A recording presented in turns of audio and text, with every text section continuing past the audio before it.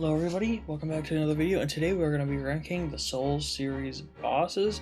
We're going to be ranking every single boss in the Souls series, and this is without summons, no summons. I did every boss without summons, and I figure, let's just get right into it. Honestly, I'll say my thoughts on, the games and such as we go through the video. And we're going to start first with Vanguard. It's hella B tier introductory boss. You're supposed to die to it. If you beat him, you get some good stuff, then you fight him later on. He's okay to me. I mean, it's an introductory boss, tutorial boss, I guess. There's not much to him. His movesets are kind of basic. He's harder than the later on Asylum Demon. But besides that, he's okay. His design is honestly really sick, though. Is in the original game I talked about. The remake, he just kind of looks like a Doom Demon. The original game, he looks like some alien, and I think that looks sick. Next up is Phalanx. Phalanx is also just one of those starter bosses. It's probably B tier, honestly. Still, there's nothing inherently bad about it. It's just like a lot of Demon Souls bosses. It's super easy. And especially if you figure out that if you just use fire, it just shreds the boss down like that. But it's just another good introductory boss, especially in Demon Souls, the game where you have to complete the area and then the boss at the same time, and usually there's no checkpoints. So for a game of this, I feel like it works. However, Phalanx, you kind of tenders on it because you do just get like a checkpoint that you spawn right next to the boss. So it's just a B tier. There's nothing bad about it, but it's also just okay. Tower Knight's an A tier, honestly. It's this gimmick boss that they introduced in Demon Souls, first game of the series, where the archers are shooting down from you at the side and you have this big creature in the middle, and it was done later on, but much worse. But in Demon Souls, it works so well. You go up and kill the archers, and you come down and you slash his legs, and then he falls, and you get this feeling of excitement and wonder while you're fighting the Tower Knight, and he's usually people's second boss, especially coming from Phalanx and dying to Vanguard Demon. You go on to Tower Knight, and it gives you this feeling that you can do the rest of the game. You can go through these areas, and you are able to go through these areas. And for that reason, Tower Knight is just an excellent boss, excellent B starter boss. Usually starter bosses aren't to this caliber, but Tower Knight really is, and he's just a very solid A tier boss, and again, not many complaints with him. Moving on to the Penetrator, I love this name. Penetrator is also A tier.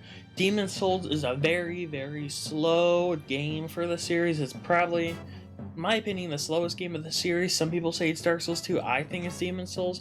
And Penetrator is kind of like a faster paced boss in this game, and for that reason, he always stood out to me. He's always been very enjoyable for me. In his cutscene where he stabs the fat dude, that you hate this guy. The fat dude in Demon Souls, I'll probably pull up a picture of him in editing. He is so annoying, and his design in the original Demon Souls is so haunting. And then in the remake, they just kind of make him like a fat guy. And the original game he's kind of haunting looking, and for the Penetrator to just stab him in the back, it is just the best introduction to a boss fight almost in the game. And there's only one boss that has a better introduction, I think, but besides that, Penetrator is just a really fun fight, and he's right before the final boss. So, for that reason, no complaints. I wish he had more health, but Demon Souls is also an easier game in the series. He's just a solid A tier. Armor Spider is another B tier boss fight for me. Honestly, there's again nothing inherently bad for him. He's designed very simple. He has this attack where he shoots oil on the ground and lights the whole place on fire, and that's a pretty hard attack to dodge, especially if you're new to the series. He's in the second area of the game. I know a lot of people that got stuck on him. One of my friends got stuck on him and never completed Demon Souls, but honestly, I mean, I don't think he's too bad. Armor Spider, he's just a very decent spider boss, and he has a very cool design, honestly. But besides that, I don't have much to say about him. But this next boss is pretty excellent. Flame Lurker, very fast-paced boss, AoE fire attacks, very cool design, especially in the original game. His design is amazing, and he has one of the best soundtracks in Demon Souls, which I don't care much for the Demon Souls soundtrack, besides like one or two songs. One Who Craves Souls is amazing, but Flame Lurker, he's just beautifully designed. If you're going through the mines of the second area, he really just brings the whole place together, and he is much better than the boss that comes, like the final boss of the area. He is probably the most fun boss in the game, the most energetic boss, and after you beat him, you get this adrenaline rush, like, damn, I did that. He's almost the start, he's probably the start of the fast-paced bosses in the series, honestly. He's very fast, he's very fun, his design is great, his music is great, and for that reason, he's a solid S-tier boss fight for Demon Souls. Now, this next boss is not so S-tier. Dragon God, very great teasers for the boss, especially in the marketing for the remake, but also in the game. He's in the beginning cutscene, I think, and you get excited to fight this huge dragon. He's probably one of the largest bosses in the series, I think. I don't think there's a boss larger than him. And then all you do is dodge his vision and shoot some harpoons into him. He's just dead. He kind of sucks. He's very underwhelming for that reason, and he's just a D-tier boss fight.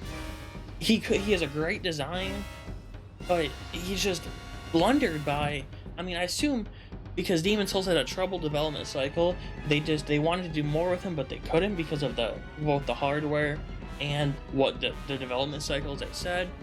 Therefore, I think he was just a rushed boss. That's about it.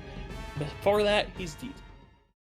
Alright, moving on to Fool's Idol. Fool's Idol is a solid C-tier boss fight. The area before Fool's Idol is an amazing area.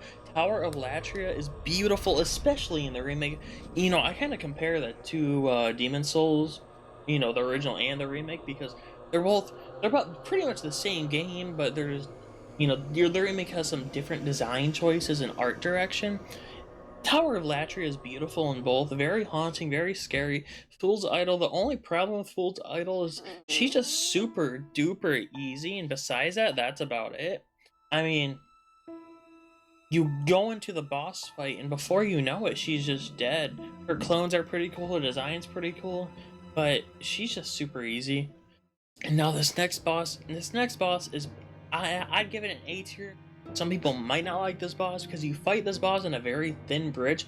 It's the original gargoyle fight for the Souls series, and for me, I love the gargoyle fights in the Souls series. They're some of my favorites, especially in a later game, which you guys will maybe guess. Maneater, very fun to fight. You get the first one halfway down, the second one jumps in. It's very hard to manage. They're both of their attacks while they're on the bridge, and they can fly away, shoot breath at you. They can be a little buggy, I've noticed, especially their AI. They can just fly off for like a minute, and it gets kind of boring. But I just really enjoy this fight, and it's honestly probably my hardest fight in the Demon Souls, and he's just a lot of fun to me. Old Monk is a solid B-tier boss fight. I don't have much to say about Old Monk.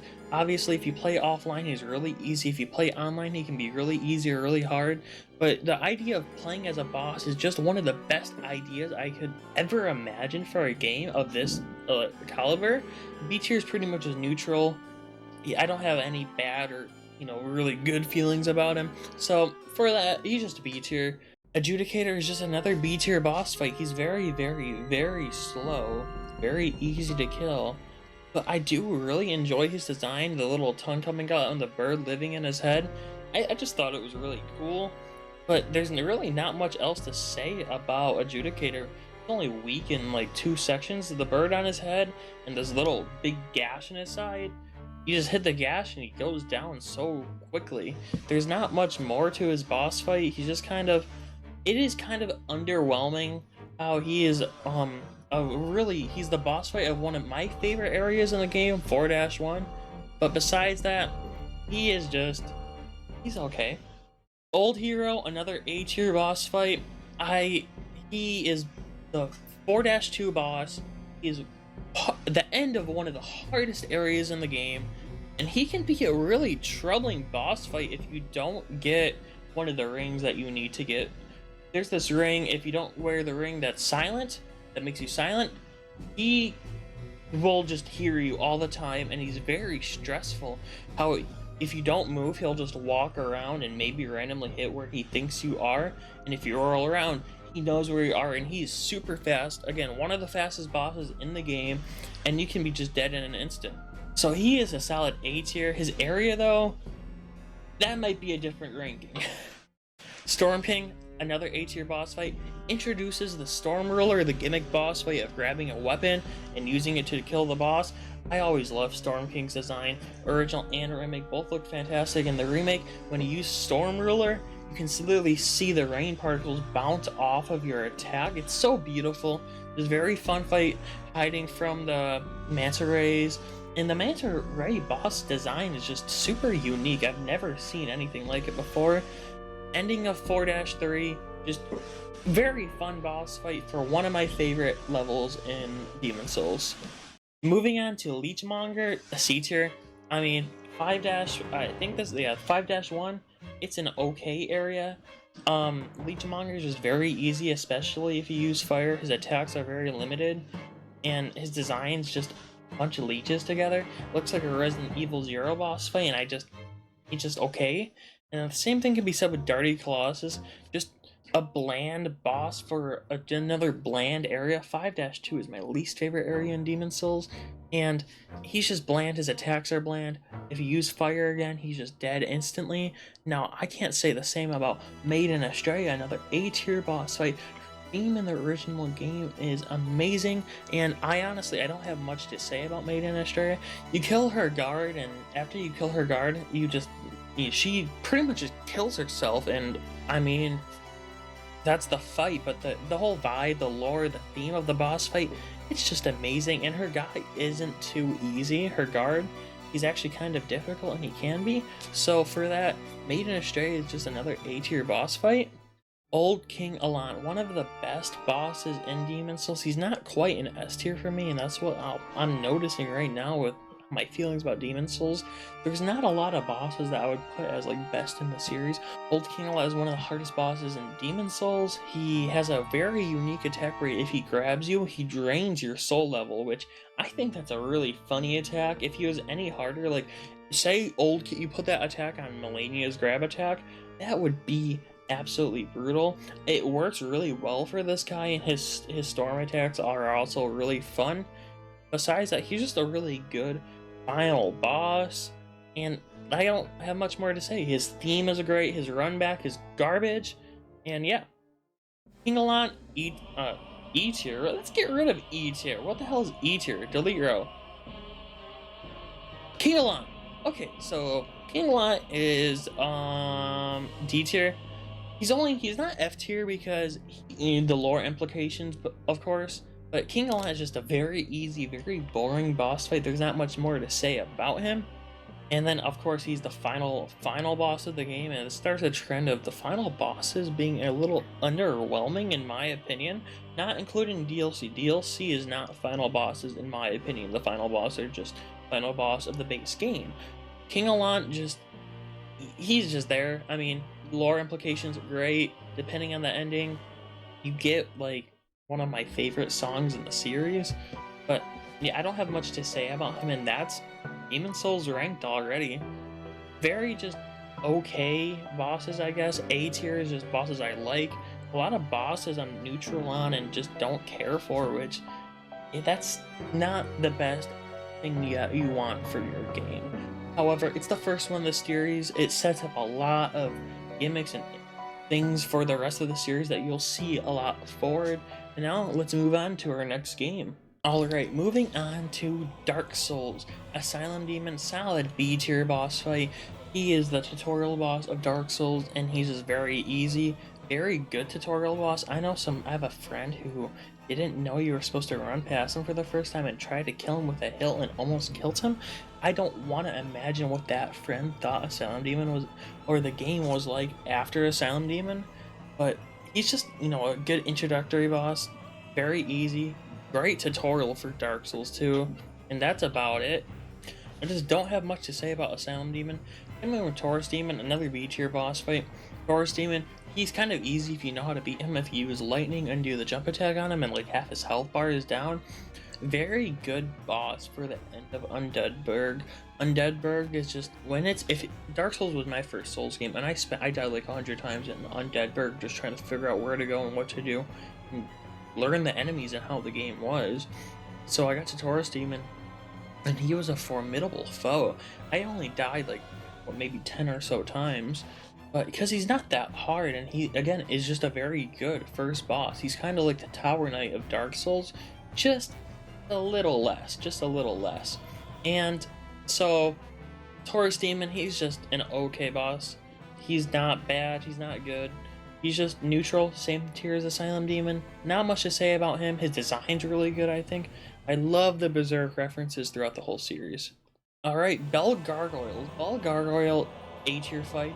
I love the Bell Gargoyles, and honestly, depending on how I feel during this, they might move to S tier. I adore Bell Gargoyles. I think they are one of the best gank fights in the series, and it's just the music, the theme. The run back sucks horribly, but everything about this fight, from their designs to the second one being less aggressive and there's only one aggressor where the other one just does fire attacks, it makes you manage two enemies at the same time, and it gets you prepared for a later fight in the game. I think the first half of Dark Souls 1 is the best game I've ever played, and I see that in its design. Now the second half is a different story. However, just talking about Bell Gargoyles, they are the Tower Knight of this game. They are one of the best bosses in this game to me. I adore Tower Knight, and I adore Bell Gargoyles, and there's a solid A tier fight. Moonlight Butterfly though, C tier, boring as hell if you're melee. If you're a mage, easy as hell.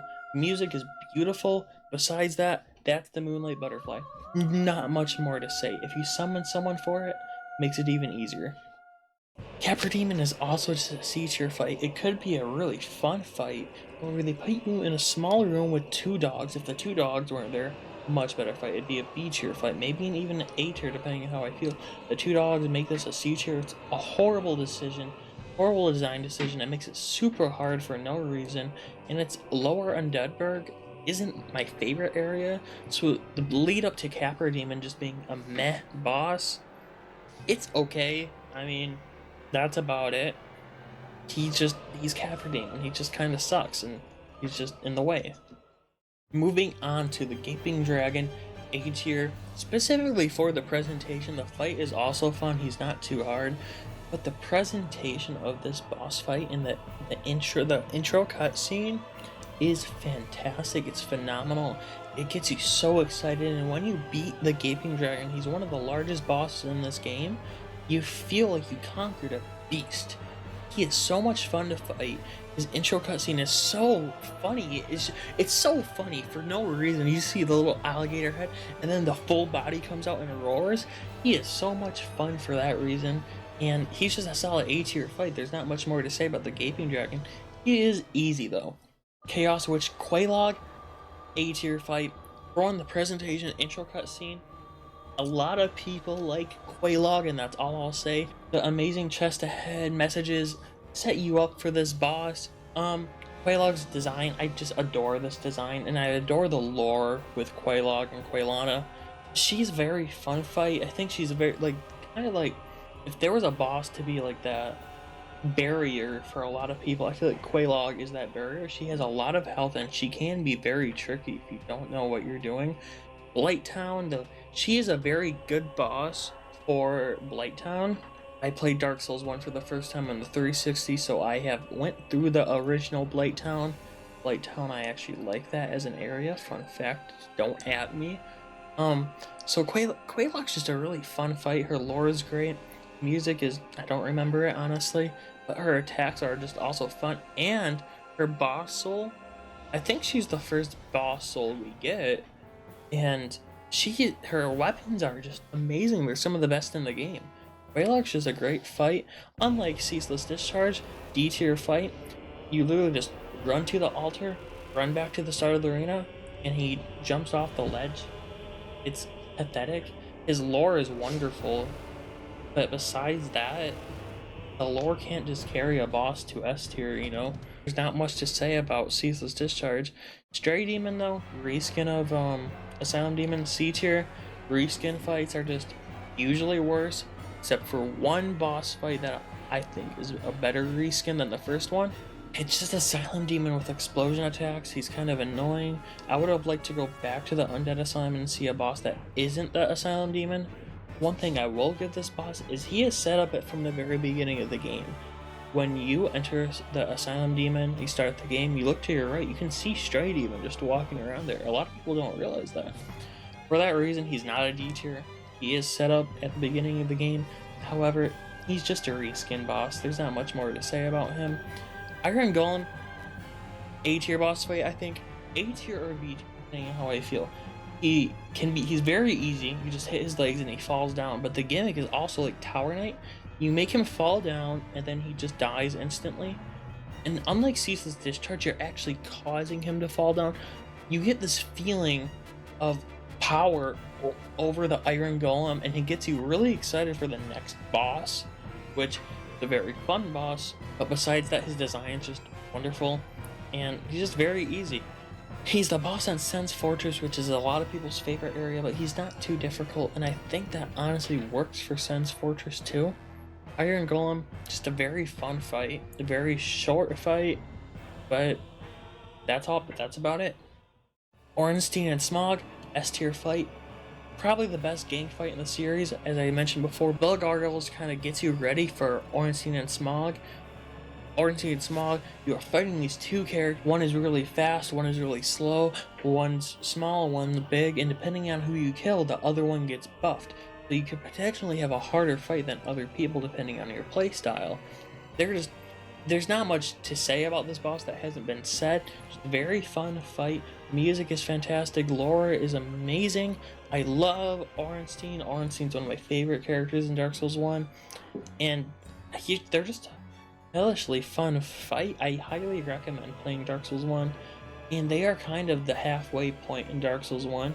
And what kind of sucks about Ornstein and Smog is right after them, the game's quality kind of drops, like drastically. But they are the culmination of the first half of Dark Souls 1, and they're just a fantastic boss. Crossbreed Priscilla is an B tier boss fight. I mean, she just goes invisible and you hit randomly. Her design is great. The area, Painted World, amazing area. She might drop to a C tier depending on how I feel, how this list goes. She's just okay. You choose to kill her and you choose not to, or you can just jump off. I mean, there's not much I have to say about her. Her weapon's cool though. Dark Sun Gwendolyn is probably a C tier fight. You just chase him down a hall. Or her, I forgot, don't know the lore of Dark Sun Gwendolyn that much. I forgot about it, it's been a while. You just chase him down a hall, and you just kill him. That's about it. Pinwheel, C tier fight again, just very easy. At the point of the game you do him. If you're really skilled at the game, you can do him at the beginning of the game and get the rite of kindling very quick. That's what I usually do now. And then he's the culmination of the catacombs. His theme is very good. You get one of the best summons in the game for him for some reason. He's just easy. That's the only issue with him. If he had more health, it'd be a very fun fight. But however, for that, he's just a C tier fight. Gravelord Nito is a B tier fight. The skeletons can be kind of annoying, but his design is fantastic. What I've learned and was my strategy since I first beat Gravelord Nito is when you jump into the fight, you just sit in the same spot and wait for him to come to you. That way you don't awake all the skeletons. His design is just great. His music, I don't remember that much. But the sound effects this boss makes, I just love them so much. He has a vibe to him. And you can join his cult at the beginning of the game if you know what you're doing. And I think that's a really cool thing. Centipede Demon is probably another C tier boss fight. They would honestly might be an A tier if their arena was better. Their design is just very, very well made, but their arena sucks so much. They put you on the small platform. You can't go into the lava because you'll just die instantly, and I think that sucks a lot. And literally the only issue is their arena. Their arena just sucks so much, and it is the beginning of the downfall of Dark Souls 1, especially a Lost Isle. You see so many rush elements, and you can definitely see that starting in this boss's design. He's just kind of blah. He's kind of bland. Demon Fire Sage is also probably a D tier boss fight because at this point of the game you've fought a Silent Demon 3 times and now he's fire, and he's weak to fire. He's not even immune to fire. How does that make any sense? Same exact boss as Stray Demon, just worse. There's no build-up. They only put this boss in here to pad out the game just a little bit longer. This boss has no reason to exist, because right after this boss is Centipede Demon. There's no area. He's just put it in there to pad out the game, and I love having more bosses, but he just kind of sucks. And then to finish off Lost Isle being rushed, Bed of Chaos is an F tier boss fight. One of the only boss fights that I purposely kill myself on because it's the only boss fight that saves your progress. If there's a boss fight that has to save your progress, I don't think they're the best boss because they knew it was poorly designed. They're in the files for the game. There are literally walking animations for the Bed of Chaos. It was supposed to be a much bigger fight, but because of the rush development and forced release, it just fell so hard, and you can definitely see it in Bed of Chaos. It's a lot of people's worst boss in the series. It is not my worst boss in the series. I do think there are some bosses I dislike more. However, the run back sucks to Bed of Chaos too, and it is very disappointing, especially in regard to the lore. Finally, moving up to a better boss, Sif is A tier. The lore is great. The design is decent, a very easy boss. The soundtrack is great, and even when Sif gets low on health, he starts limping. He makes you feel bad. It is just a very classic fight, and it is actually one of the first bosses I saw on YouTube when I was like a really kid before I played Dark Souls. I saw people fight the Great Grey Wolf Sif, and I thought it was stunning. I thought it was amazing, and I have a soft spot for Sif. Just a very fun, great boss. Four Kings, though, also A tier, honestly. I like the lore of the Four Kings. I like how you fight them in Abyss. I like how you have to wear the ring. The only thing that I can find kind of annoying about them is how they kind of, at least for me when I played it, and maybe it's a glitch, they kind of infinitely spawn. There's more than 4 Kings. Depending on how fast you beat the boss, depends on how many spawn, and I've had more than 4 Kings on me at once. Maybe that's a bug. That might be a bug, but the name didn't live up to the boss fight. That's my only complaint. They're really fun actually, and I enjoy that fight a lot. Seath the Scaleless though, Seath is a B tier, maybe C tier. Seath has 2 attacks.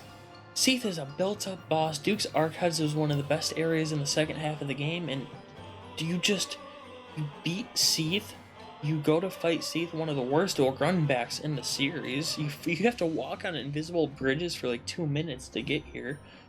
Just for this boss that has so much, and you have to destroy. If you don't destroy the crystal, Seath just can't die. Which, again, that's lore, but they don't make it too clear. My friend didn't know. I knew a lot about the game when I first played it, based off, again, watching YouTube videos when I was little. My friend didn't know, so I kind of take his first impression into account sometimes. Seath just has literally the crystal curse breath attack and like the tail stomp, and that's it. I honestly don't think this boss has more attacks. If this boss had more attacks, it would be a B tier, maybe even A tier. I actually really like Seath, but I just think about the fight, and honestly, I was gonna put Seath in B tier, maybe A tier, but it didn't really hit me until recently. Seath has 2 attacks, and they suck. Like, there's not much to the boss fight at all. Thank God the next bosses are Peak Design, Sanctuary Guardian. Amazing boss for the start of the DLC. Very fast, probably the fastest boss in the game. Maybe. I'm not sure. Correct me if I'm wrong. Just very fun boss. I forgot what the animal it is called. However, just again, all I can say is very fun boss. Area is great. Introduces you to the DLC and the difficulty of the DLC. And that's all I have to say about Sanctuary Guardian. Just Very fun and fast boss for Dark Souls 1. Knight Artorias is our first S plus tier fight in this ranking. I feel Artorias is probably the best one-on-one duel in the series. I don't think any boss competes with Knight Artorias. Even when I was playing like the new Elden Ring DLC and we got 1v1 sword fights, I just thought of Artorias and how well put together this boss fight is. And one of my favorite things about Artorias, for one, his lore is amazing. He's literally the guy on the front cover. He is infected with the abyss. I forgot, he went crazy. I don't correct me if I'm wrong again. And he shattered his left arm, and he shattered his he shattered his left arm, and he fights you with his right arm. He is fighting you with his non-dominant arm, and he still beats you. And one of my favorite things is how he can buff like infinitely. He can literally buff to where he one taps you in every attack, and that happened to me multiple times when I first fought him. However, you can knock him out of those buffs, and it makes a really balanced boss fight of two warriors fighting. And his theme is amazing too. There is so much I could say about Artorias, and he's one of the four Knights of Gwyn with Orenstein, Dolph, and I forgot the assassin's name. Just amazing boss fight. I highly recommend playing the DLC if you haven't. DLC boss fights are honestly just S tier, bringing us straight to Calamite, another S tier boss fight, one of the best dragon fights in the series. His sound design is great. Just the cutscene to get to him is also amazing when Goth shoots him down. It is just very fun to fight, very hard fight, very difficult. This is when the difficulty in Dark Souls 1 peaks almost. He is some people's hardest boss, but the next boss is maybe a little harder for some people. Calamite is just very fun. His attacks are very interesting, I guess. He's, base dragon fight, and he's actually the second dragon fight in this game. You only fight two dragons in Dark Souls 1. You don't fight, you fight Dragon God and Demon Souls, which Gaping Dragon. Never mind. Forget what I said. Dragon Calamite, very fun. And the attack that sits with me the most is Calamite's Screech, where Calamite screeches and his head glows. I forgot what that does, but that is just a fantastic attack and sound design. I love Black Dragon Calamite a lot, so he's an S tier fight for me. Manus, Father of the Abyss, another S tier fight. Fastest boss in the game by far. I've said that about a couple other bosses, but he is by far the fastest, and he is most people's most difficult boss. His HP is 6666, and I think that is very fun. His lore is also great. His theme, I don't remember it that much, but his fight is just fantastic. And his 5-hit wombo combo was very fun, and you can summon Sif to fight with you, like baby Sif. That's one of my favorite things about Manus. His design is phenomenal. His cutscene is great, and he's the one that pulls you into the DLC too, so it comes full circle. Just a very fantastic fight. And the ending of Dark Souls 1 with the DLC, there's just this small section in Dark Souls 1 that is just bad. Lost Izalith, Tomb of the Giants, it just doesn't flow that right, and then you go right into the DLC, and it is, again, one of the best games I've ever played. And that kind of goes on to the last boss of Dark Souls 1, Gwyn, the Lord of Cinder. Gwyn, the Lord of Cinder, the lore is amazing, design is amazing, very fun fight. When I first fought Gwyn, Lord of Cinder, it took me 12 hours to beat. For one, I tried to practice parrying on him, and that's why he took me 12 hours to beat. I was in 7th grade when I fought this guy, and he took me ages. I clearly, he wouldn't take me that long now, but he has a staple in my mind. I just remember walking across the Ashen Field to get to him so much, and I fought him for literally 12 hours straight. His theme is one of the best in the series, and he caps off Dark Souls 1 very strongly, and especially moving on to other future Dark Souls games, it makes me like him even more than I already do. So that is Dark Souls 1 complete. A lot of A tier boss fights, and honestly, a lot of C tier boss fights and bad boss fights, much more than Demon Souls, which kind of shocks me. But a lot of S tier boss fights, a lot in one S plus boss fight, one of the best boss fights in that entire series, and that's Dark Souls 1. After Dark Souls 1 and Demon Souls, we move on to the infamous Dark Souls 2, starting with the Last Giant at C tier. Very slow boss fight, very easy boss fight, not much more to say. I have no idea what his lore is besides he's the Last Giant, I guess. And very slow and easy and kind of an underwhelming boss because there's no tutorial boss to start you off, and you've already gone through a whole area of the game by this point. He's very underwhelming for your first boss in the game. The second boss kind of makes up for that in the Pursuer. A tier boss fight, the only bad boss fight is his stab hitbox that always grabs you. You can kill him with the crossbows, and he comes up later on in the game, and he's kind of like your test of strength. You fight him at the beginning of the game, and he's really hard, and then you fight him multiple times throughout the game, and you get better and better and stronger, and it really gives you a sense of fulfillment in progress. He's just a very fun fight to me, and I like him a lot. Unlike Dragon Rider, solid B tier, maybe C tier boss fight.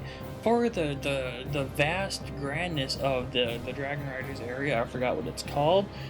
His boss fight is very underwhelming. It's super easy, and I kind of just don't care for it that much. There are very easy ways to one-tap this boss because he can just fall off the ledge. He's very underwhelming for the area again, and he can be your first boss. He's just super easy. Old Dragon Slayer, probably a C tier boss fight. He's just Ornstein, but somehow he feels even easier. There's not much more to say about him. He's just Ornstein completely with some dark attacks instead of lightning. He's just super easy for some reason, and you realize how easy Ornstein and Smarga are independently, but together they are a dynamic duo. It is crazy. And moving on to Flexile Sentry, another C tier boss fight. Another very easy boss fight. There is not much more to say about Flexile Sentry.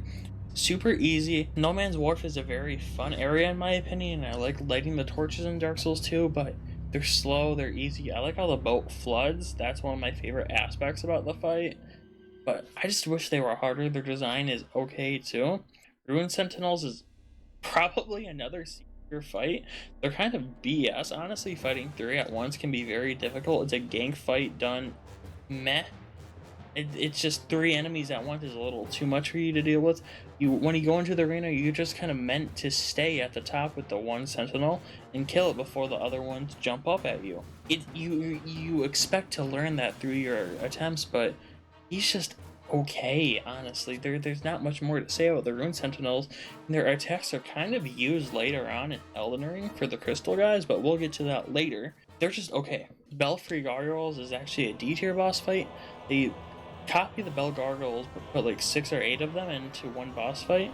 They're kind of meh, they suck, their designs are worse, they use the same exact music too. It's just a reskin of Bell Gargoyles, but without any of the special nature that makes Bell Gargoyles good. It just kind of sucks. Lost Sinners A tier, very fun fight, very fast fight if you don't light the candles on the side, and in New Game Plus, he's kind of hellish, but when I first fought him, I fought him on the Xbox 360. I played both Dark Souls 2 and Skylar the first time, so I played both versions. He's very fast and hard to dodge if you don't light the things, and I don't think I've ever lit the torches, so I don't know how he is. I've seen videos of it, of course, and he's just very fun to me. I've always had fun with this fight, and honestly, he might move down to a B tier. There's not much special about him. Like the Pursuer, how I mentioned he keeps coming back. Lost Sinner is just kind of there. He's just probably one of the best bosses you fight early on in the game, and that's probably why I wanted to put him in A tier. But he's not A tier. He is a B tier boss fight. There's not much more to him. He's hella on New Game Plus. Executioner's Chariot, I actually really like. That's an A tier boss fight. His run back sucks. You just go to the end of the boss fight and you just pull the lever, and then you fight the horse. You expect to fight the guy, and then you end up fighting the horse, and fighting the horse is actually pretty fun. I'm pretty sure it comes up later on in the game.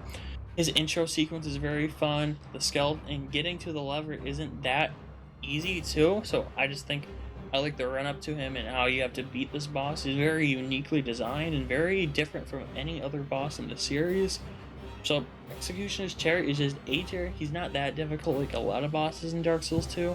However, there are some that I hate a lot. Skeleton Lords is also a B tier boss fight. There is not much more to say about Skeleton Lords besides their B tier boss fight.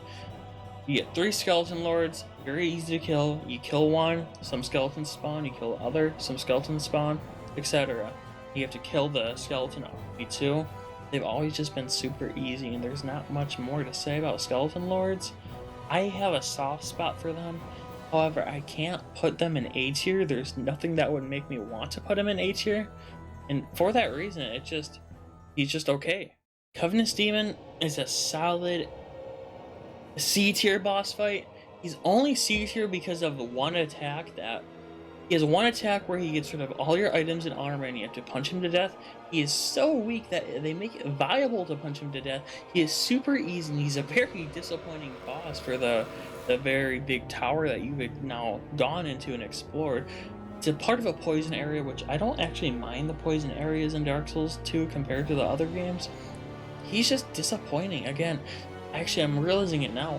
Most of Dark Souls 2 boss fights are underwhelming and just super easy. This boss, however, solid B tier again. I like how she throws her head and she's like, damn, I need to go grab that. What, Mytha? I've actually never said her name before. I just call her Medusa. Medusa can be kind of difficult if you don't light the windmill on fire, but however, if you do, very easy. You don't get poisoned at all. She has some tricky attacks, but besides that, she's okay. There's not much more to say about Mytha. Smelter Demon is an A tier boss fight. Very fun boss fight, very fast boss fight for Dark Souls 2. I love his design, and I like how he's one of the only bosses where you get close to him and you just take damage. And a lot of bosses don't do that. I don't think there's another boss in the series that I can think that does that besides one more coming up very soon. Smelter Demon is just fun boss fight, very fun, very well executed. He's one of the worst areas of the Soul series. What's it called? Elden Keep, Ruins Keep, Iron Keep. That's what it's called. Iron Keep is kind of sucks. The enemies suck. There's too many enemies, and Smelter Demon has a horrible run back, but that's a lot of bosses in Dark Souls 2. Old Iron King is B tier. He's B tier because he's super easy. I like his design a lot. The hole in the arena actually might make him C tier. He's super easy. That's about it. I don't know his lore, his arena. It kind of doesn't make sense in my opinion. He just kind of spawns out of the ground. He's just super easy, and I hope in the Flames of Old mod he becomes a lot better. He looks to be a lot better. Scorpion Naika, also C tier. They just copied Quelaag and made her a scorpion. I think that's lame as hell, and she doesn't have the effect Quelaag does. Super easy like other bosses in this game, and there's an item on a tree that you can possibly not get if you kill Naika, so that sucks, and that's Naika. There's not much more to say about these Dark Souls 2 bosses. The Royal Rat Authority is D tier. They took the Great Grey Wolf Sith, that amazing boss fight, they put him on drugs and they put him with a bunch of rats that make you toxic and kill you pretty much instantly. If you don't kill the rats, you can't kill the boss pretty much. You'll just die because healing is so slow in this game.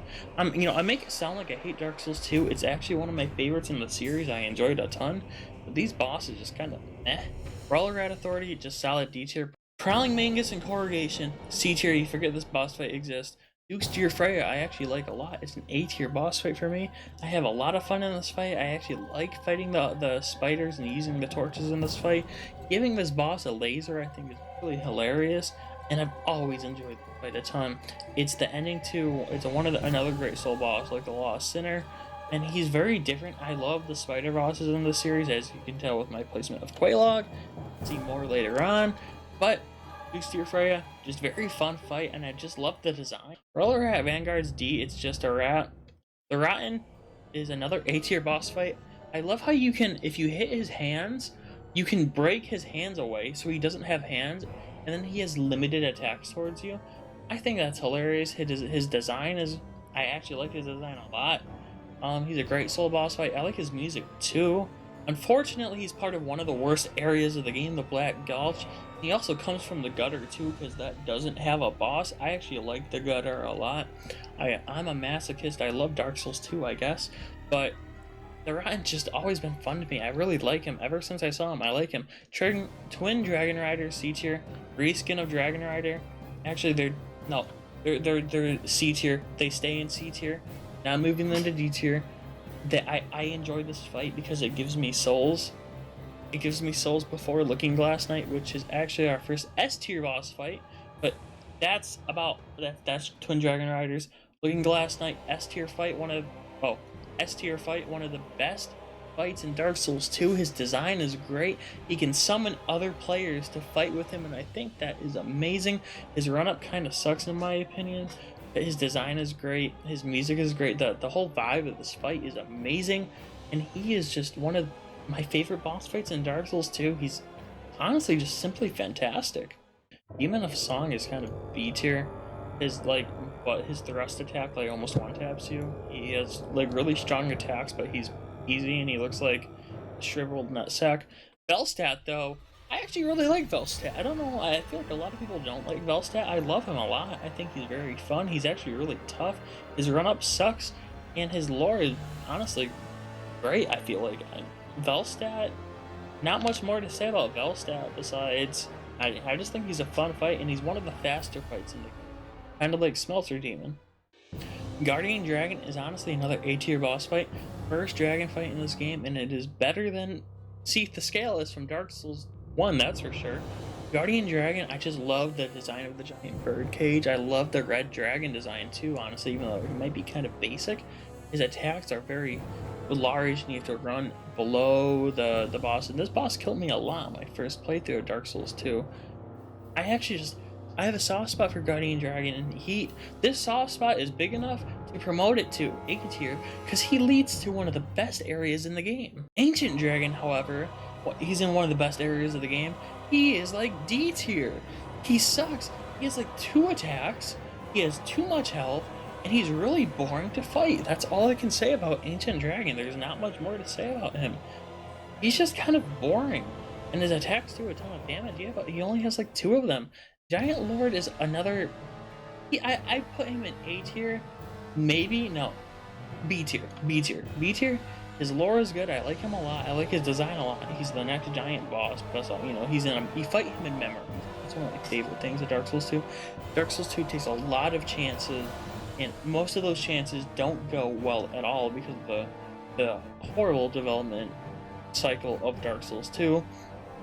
Giant Lord though, only problem is he's super easy. If he was harder, he'd probably be A tier. I actually like this boss a lot. Bendrick is a C tier fight. He has 2 attacks. He does a lot of damage, and I'm pretty sure he becomes easier as you go through the memories, I think. I forgot how specifically he works.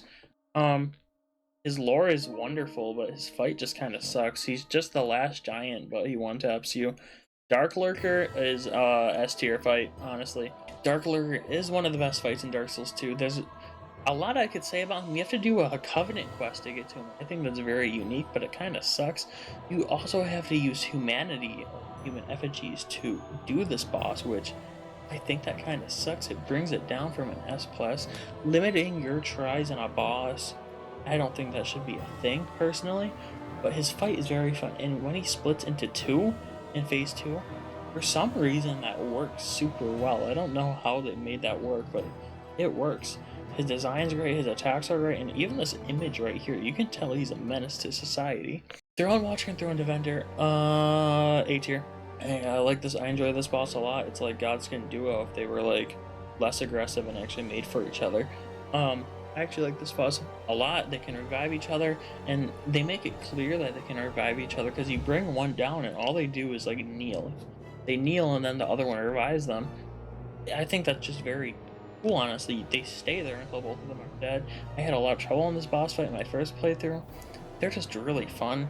I actually have a lot of fun with this boss. They're not Ornstein and Smog tier.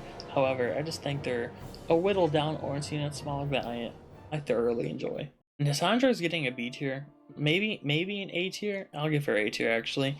Nisandra is an underwhelming final boss. If you don't have the DLC, she's the final boss of the base game. That's what I'll say again. She's underwhelming. You just hit the little crystals that she summons that take down your health, and she has 2 attacks besides that.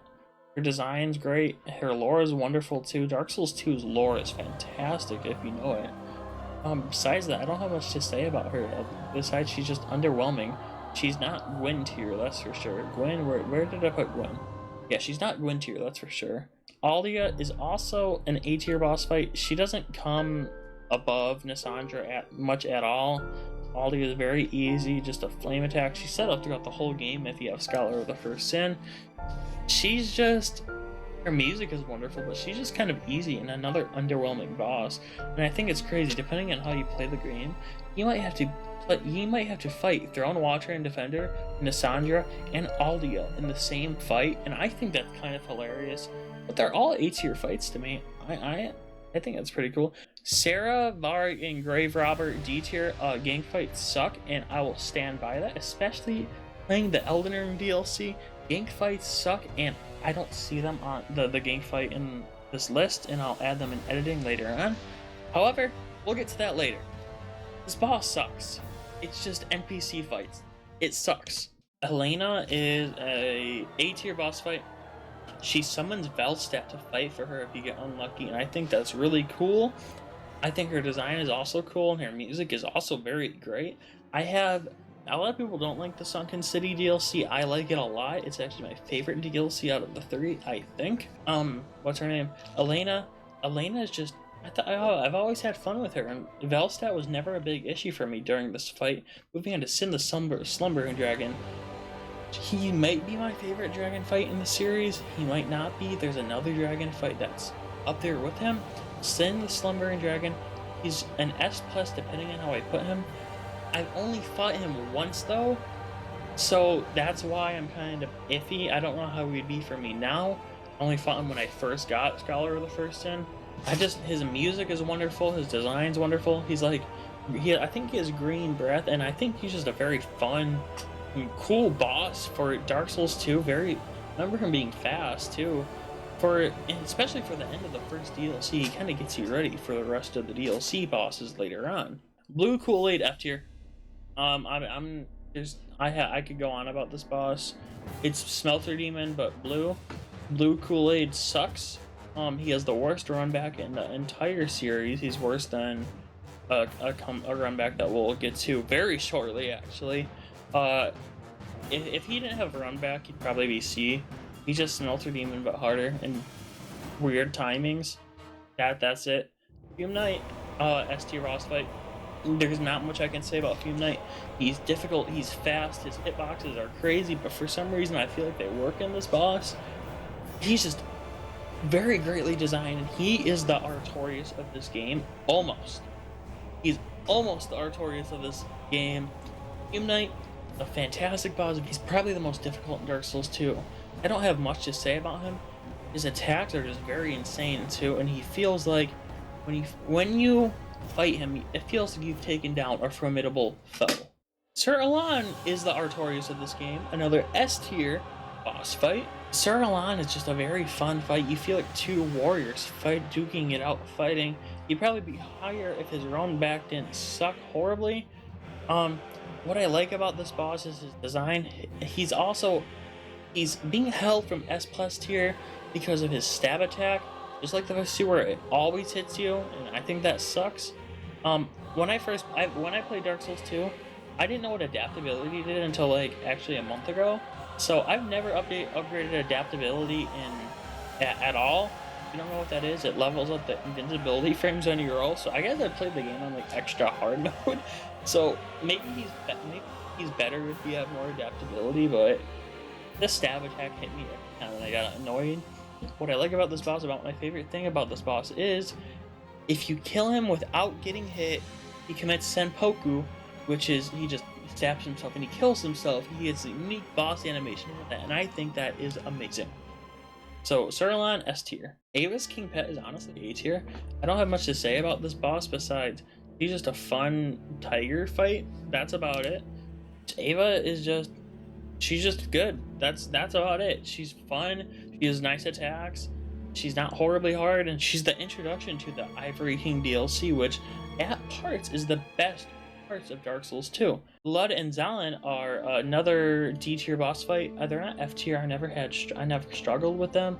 It's a reskin of Ava, except there's two of them, and they have the worst run back in the entire series, no doubt about that, and they suck. Burnt Ivory King S tier boss fight, and as you can see, I really like the DLC of Dark Souls 2 because just a lot of S tier boss fights for me. Burnt Ivory King is hellishly fun. Burnt Ivory King, you collect these warriors throughout the Ivory DLC, and You jump down. It's the first boss fight in the series where you jump down and land into a big arena, kind of like Meteor later on. Very fun fight. It feels like you're fighting in a war. It feels like you're fighting in a battle, and then the Burnt Ivory King comes out, and he's incredibly difficult. He's one of the hardest bosses in the game, and I've seen people do no-hit runs on him and get hit on him, and I think that is horribly depressing. Burnt Ivory King is just one of my favorite bosses in this game. Just another S tier fight, and I'm gonna be honest with you guys, I adore Dark Souls 2. However, that is our Dark Souls 2 ranking. A lot more S tier fights than I thought, a lot more A tier fights than I thought, honestly, but a lot of C and D tier boss fights, and that is not a good thing. Moving on to Bloodborne Cleric Beast, solid maybe an A tier boss fight, maybe, because it is set up from the very beginning. You are walking through Yharnam, and you're walking through the first area of this very haunting game. There's a very like howling voices, and everyone's kind of scared and worried. Bloodborne's lore is amazing. Bloodborne's world building is amazing. Bloodborne is top 2 games of this series for me. Cleric Beast, it is set up, and you're just walking around and you can hear its roar in the distance, and then you fight Cleric Beast, and it's a very great introductory boss. The theme of the music of Bloodborne is the best in this series. There's no doubt about that. But his fight is just very fun, and he is reused later on, but we will get to that later. And he's just a very fun and great introductory boss, and when you fight Cleric Beast for the first time, you have adrenaline going through you, because you feel great, because you conquer this beast, you conquer this monster that you just jumped onto the bridge, and you have no idea what it could have done to the other people of Yharnam. Just a very wonderful fight, very great design, wonderful music, and even the bridge setting is just fantastic, and that's Cleric Beast, honestly, just very great.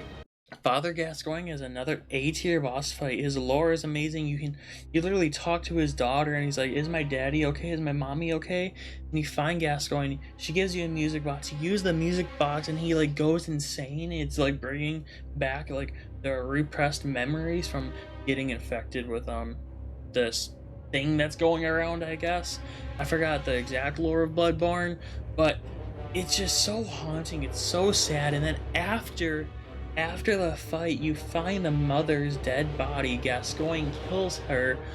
It is just haunting. His music is great. His fight teaches you to be aggressive with the Bloodborne rally system, where you get hit, but you can hit them back to get more health. It's so fast paced. It teaches you to be aggressive, and his second phase is very difficult at times, but it is very fun. Father Gascoigne, he can be your second boss depending on what you do. Just a phenomenal fight. Bloodstarved Beast is honestly another A tier boss fight. There's not much I can say about Bloodstarved Beast. He's at the end of a really fun area. The guy with the Gatling gun and stuff. It's old Yharnam, I think. I'm not sure. Very fun fight. He's weak to fire. The poison is very cool. His design's great. His music's great. I love the church setting of this tour. There's like this very long hallway with the pillars. Very fun fight. I never had any issues. He's just fun, and that's what I'm noticing right now. Just ranking these Bloodborne bosses, they're so high, not because their designs are just amazing, or the music, like not everything coming together like Flamelord or Artorias. It's not like they're standing out. They're just super fun to fight. All of them are just amazing. Vicar Amelia, another A tier boss fight. The opening cutscene is amazing, honestly. Her music is great. I've actually never had this boss heal on me. I've beat Bloodborne about 7 times. I've never seen this boss's healing animation, but I know she does it. It's a very fun fight, very sad lore too. You literally see this person become this horrific beast. Very, very enjoyable fight, honestly. Another enjoyable fight. Moving on to the first D tier fight in Bloodborne, Witch of Hemeric. Moving up to C tier. I don't hate Witches of Hemeric. A lot of people do. I don't hate them. I actually enjoy them quite a bit. They might be B tier, depending on how I feel. I never had issues with them. I always enjoyed them. Just walking around the arena and finding them, I never found it to be an issue. They can get annoying, especially on New Game Plus, when they're like grab animation just taps you. Besides that, they're just it's compared to the other bosses we've ranked in Bloodborne so far, they're very slow. They're much slower than the other bosses of the game, and I think they're just kind of more boring. They set the vibe a little bit off for the area that they're in too. And I think that's why they're C tier, not B tier. If they were like a faster paced fight, they'd probably be B tier. Dark Peril Beast is another A tier boss, very fun boss, very difficult boss on your first playthrough, except another boss that teaches you to be very aggressive in Bloodborne, and that's what I love about Bloodborne. It's a very aggressive game. If you are aggressive on Dark Beast Peril, and it's also, no, it's a much easier boss if you're not locked onto him. If you just hit his legs, if you hit his legs, he falls down, and if you can keep doing that, he falls down. That's if you're aggressive. If you're not aggressive, he can be stupidly hard. He's an optional boss too. Just another boss, very cool design, very enjoyable designed, and there's not much more to say. He's just very fun. Shadows of Yharnam is honestly an underrated fight. I might put them in S tier. Are they S tier? Are they S tier? Because they're better than the Cleric Beast and all these bosses. We'll put them in S tier for now. Now, they might change, because as we go through the other Bloodborne bosses, Shadows of Yharnam is a very enjoyable fight. It's a 3 gank fight, which actually works really well for this. They all start out with like very short ranged weapons, and as you kill them, they each get more powerful. So if you kill one guy, the other 2 get more powerful. So there's multiple different phases of this fight, and it can go differently depending on how you go about the fight. Just a very fun fight. And I honestly really enjoyed the ending of the fight. It's really stressful. It's another fight that makes you feel like you're powerful, makes you feel like you bested these enemies. Bloodborne's bosses are just stupidly fun, except for Ram, the vacuous spider C tier fight. I said I like spider bosses. Not Ram. He's boring, honestly. He's just like the Witch of Hemrick.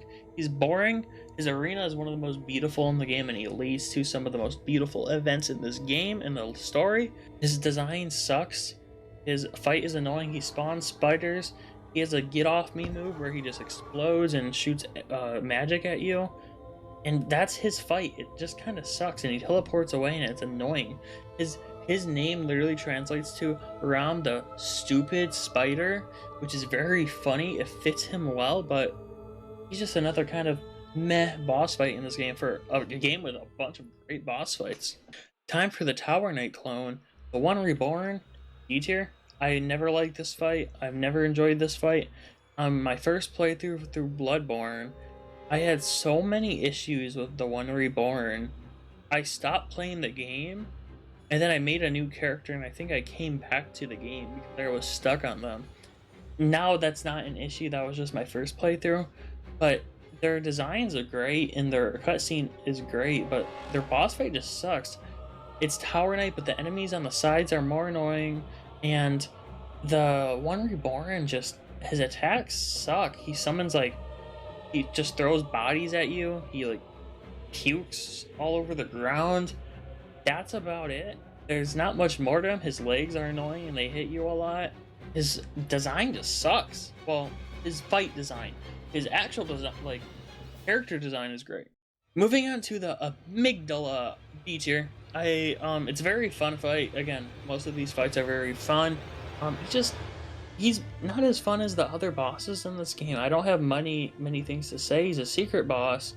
He's you have to hit him in the head, and that's pretty cool. His fight can be stressful when he jumps up into the air and when he comes back down.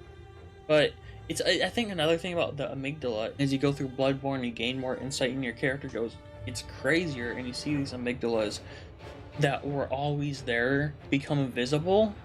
Fighting one feels very, very good. It feels very good to fight the things that you've seen slowly appear throughout the game. That's what I'll say about the Amygdalas, and they also lead you to the DLC. Mikolash, Host of the Nightmare, is my least favorite boss in the series. I hate him. He is annoying. His voice is annoying. His moaning is annoying. His fight is annoying. He has 2 attacks, and they both suck, especially in New Game Plus. Mikolash is actually my first boss I ever saw of Bloodborne. I saw him on a thumbnail of a video, and I was like, he looks cool. And then I got to him, and he's part of a very fun area for me. And he's just very disappointing. He's just a disappointing boss. He is the only boss I actively dislike a ton in Bloodborne. He's the one boss that despise fighting in Bloodborne, and that just kind of sucks. Kind of throws the balance a little bit off in the game. Celestial Emissary, C tier. Not much to say about it. He's kind of like the Deacons of the Deep later on. You fight a bunch of guys, but only one of the guys has the health bar. You get some damage in on him, then he turns really big, and then you just kill him. He's very easy. He leads to a much better boss fight. He's just kind of easy. I like how you can see like the little goopy guys in the shadow forest. I forgot what it's called. Besides that, they're just okay. I don't have much to say about him. Abrita, Daughter of the Cosmos, is an amazing boss, A tier. Their music is great. Their design is great. I don't know their lore, and their fight is really fun, honestly. It's a very interesting and different beast boss, and it feels like you're fighting this godlike being, and the name too, Daughter of the Cosmos, it is very fulfilling when you defeat this boss, and it makes you delve further into the craziness of Bloodborne and its lore. There's not much more to say about Abritas other than they're just really fun to fight. Martyr Logarius is another A tier fight. He's part of the secret area, the ice castle. I forgot what it's called. He's just very fun, honestly. That's about it. Most of these bosses are just very fun. He's a king, which is very weird, and going to a castle in this game is also weird because it's kind of not the vibe of Bloodborne. But fighting him on the rooftop of the snowy castle, and he has like these blood attacks, and he messes around with the blade, and the scythe is cool. I think he uses a scythe at least. Very fun fight. I remember him being very fun. His run back is garbage. His run back sucks. He's always just been fun to me, and he tops off one of the best secret areas in the Soul series. It's also weird how a lot of secret areas are snow areas. Murgo the Wet Nurse, A tier fight. Music is great. Fight is pretty fun. She can be a little bit tricky when she goes like into the shadows and a bunch of her hit you. Besides that, she's pretty easy. From what I've fought, her theme is great, her lore is great, and she is possibly the final boss of the game, depending on the ending that you get. I don't consider her to be my final boss. There's one boss I consider to be the final boss, and he's just like the regular ending final boss, not the true ending, just the regular ending. Murgo the Wet Nurse, very, very fun boss, just very eerie. The music sets it up so well. Moving on to Gehrman the First Hunter, S tier boss fight, and this is why I said it's going to get tricky with Shadows of Yharnam, because I don't know if Shadows of Yharnam is as good as these other bosses that we're going to get to soon. Gehrman the First Hunter has, I think, my favorite boss theme in the series. His fight is heartbreaking to me. He is one of my favorite final bosses of the series. If there's a final boss of the series that I usually look at and I'm like, damn, that was a good final boss, Gehrman is one of those. The only issue I have with him is he has a very low health pool, but his fight is just really beautiful. It's so beautiful, and it's like emotional even if you don't know the lore. His music does that to you. He is an amazing fight, and for being the base final boss of the game, he's an S tier boss. He's just a ton of fun, and his lore is amazing. Moon Presence, C tier. Not B tier, C tier. Moon Presence sucks. I don't like Moon Presence. True ending final boss. It kind of sucks. It has a one attack that gets you to 1 health HP, and then you just heal. That's the only threatening move. Besides that, it's easy. Moon Presence is kind of disappointing for a true ending final boss, but that's about it. Yharnam, I can't say that, or Primarian Queen. Don't remember this fight too much. I obviously only fought it once. I went through every single chalice dungeon to get to her, and I just remember her fight just being okay. There wasn't anything phenomenal. I think I was really high leveled at that point, so I didn't have much to say about her. She's decent. Her design's cool, and I like how you can see her throughout the game. Besides that, I really don't have. I've only fought her once. She's just B tier, and fought her once like 4 years ago, so it's been a while. I didn't play through all the games again for this ranking. I should have probably said that at the beginning. Moving on to the DLC of Bloodborne, which is top 1 or 2 DLCs in the series for me. Ludwig the Holy Blade is an S+ tier boss fight, honestly. Ludwig's music is one of the best boss fight themes in the series. His cutscenes are phenomenal. His design is crazy. His fight is fun. It's exhilarating. in his second phase is phenomenal, and it is one of the best, most chilling. I get chilled when I fight Ludwig. He is so much fun. You hear about him through the whole game. You get Ludwig's blade earlier on in the game, and you're like, "Who's Ludwig?" And you meet him, and he's a beast at this point. And he pulls out the Moonlight Sword, and that's what I'll give this boss. He has the Moonlight Sword. I forgot how you get it in Demon Souls.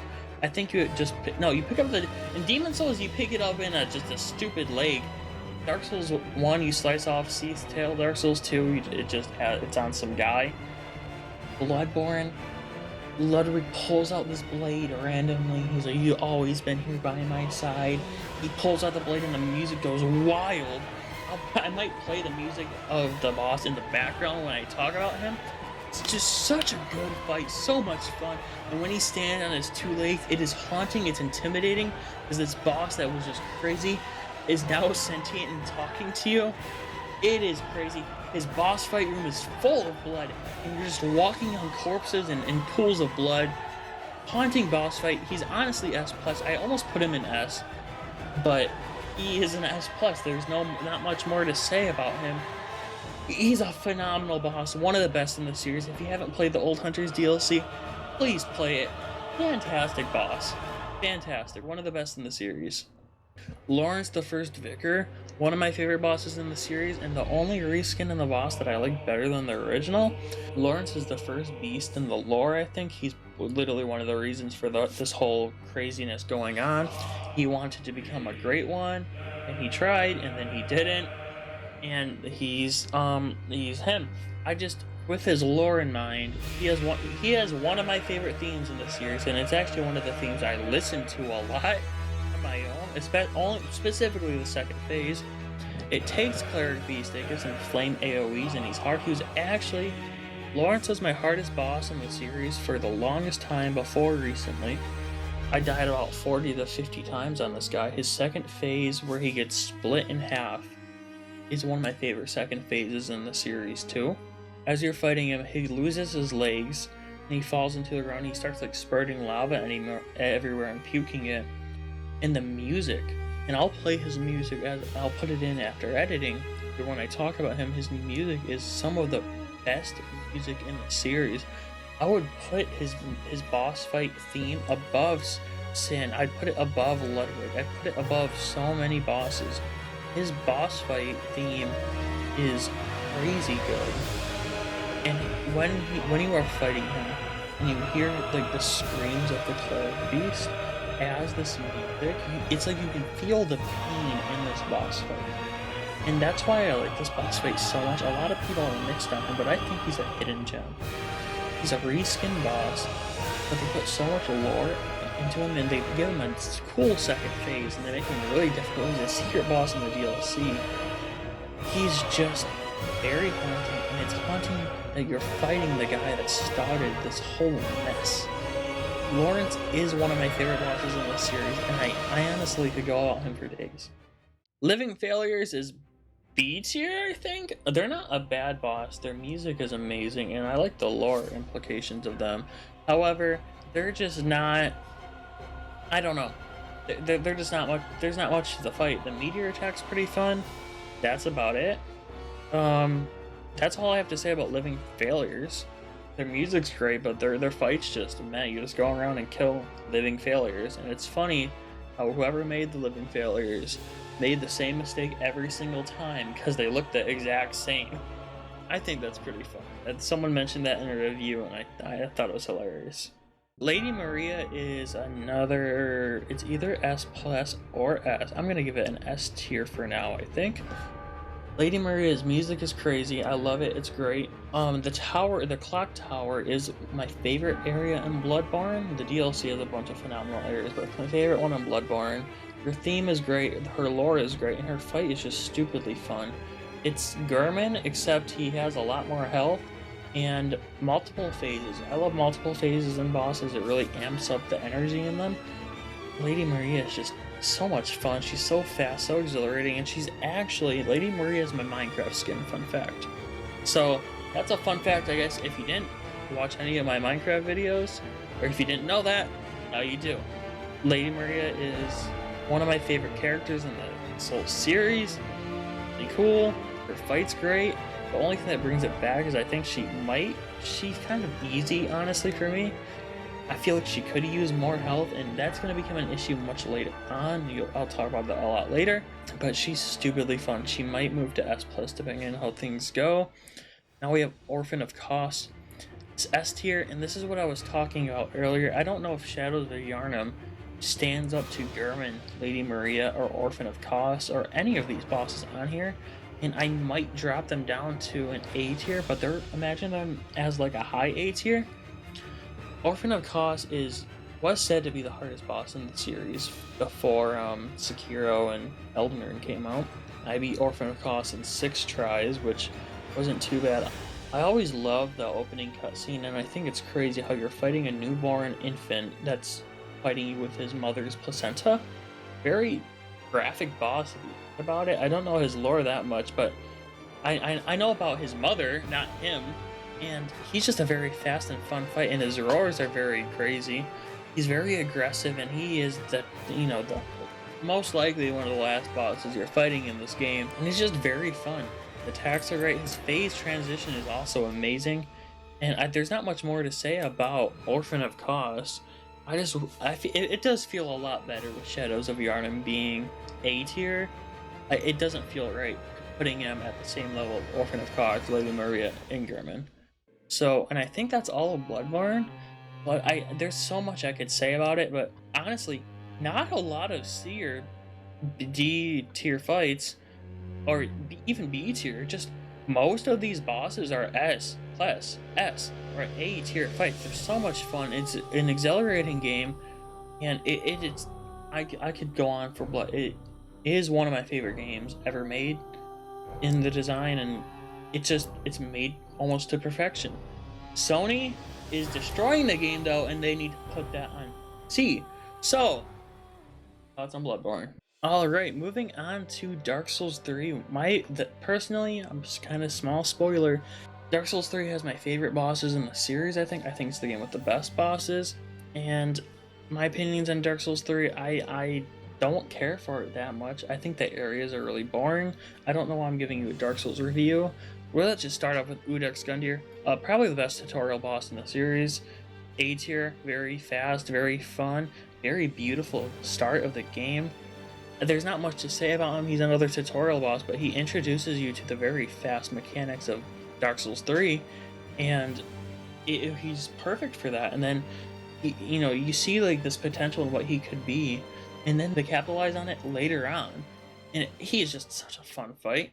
Moving on to Vault of the Boreal Valley, D tier. I don't have any opinions on this boss. He's always been like easy, and that's my thing with Dark Souls 3. After like the first half of the game kind of is meh, and the second half is peak gaming. It's kind of the opposite of Dark Souls 1, and of course the DLC is amazing. But Vault of the Boreal Valley, he introduces Frost, which is a very cool effect in my opinion. He just kind of jumps around everywhere, he rushes, and there's not much to say, he's just kind of easy. Cursed Rotted Greatwood is C tier, maybe D tier. I don't have many opinions on him. He's another easy boss. I think it's gross how you're fighting a cursed rotted tree with... I like how there's like a bunch of enemies at first, and then when you fall, all the enemies die. You just fight the tree boss, but his attacks are okay. I think it's, like I said, it's gross how you're fighting a pussing tree with pores exploding, and then it births a realistic human arm. Just kind of nasty, and there's not much to him. Crystal Sage is another B tier boss. Crystal Sage is honestly kind of fun. He's out of these like B and C tier bosses, she's the most fun out of them. But she's just kind of easy, and it's kind of annoying when she summons all her clones and they all do damage to you. I like how they differentiate which one's the real one by the color of her magic. It makes it very easy, unlike some bosses later on in the series. Crystal Sage she's just fun. She's fun, but she's not as fun as other bosses. She's just B tier, and she's very easy, like I said. Deacons of the Deep, C tier, another C tier boss, maybe D tier depending on how I feel. You just go around and fight the deacons that are shiny, and that's it. They don't have many attacks. I don't hate them, so therefore they're not D tier. D tier fights are, I guess they're fights I just genuinely like don't care for, and maybe dislike even. Deacons of the Deep, they're just meh. They're not bad. I think their lore is cool from what I've heard, but that's about it. Abyss Watchers is an A tier fight. They would be S tier if they had more health. I mentioned health becoming an issue for me. Abyss Watchers where that comes in. I love the music. I love everything about this fight. However, I beat the fight in like 10 to 20 seconds, especially for me right now. I changed my mind. Abyss Watchers is an S tier fight.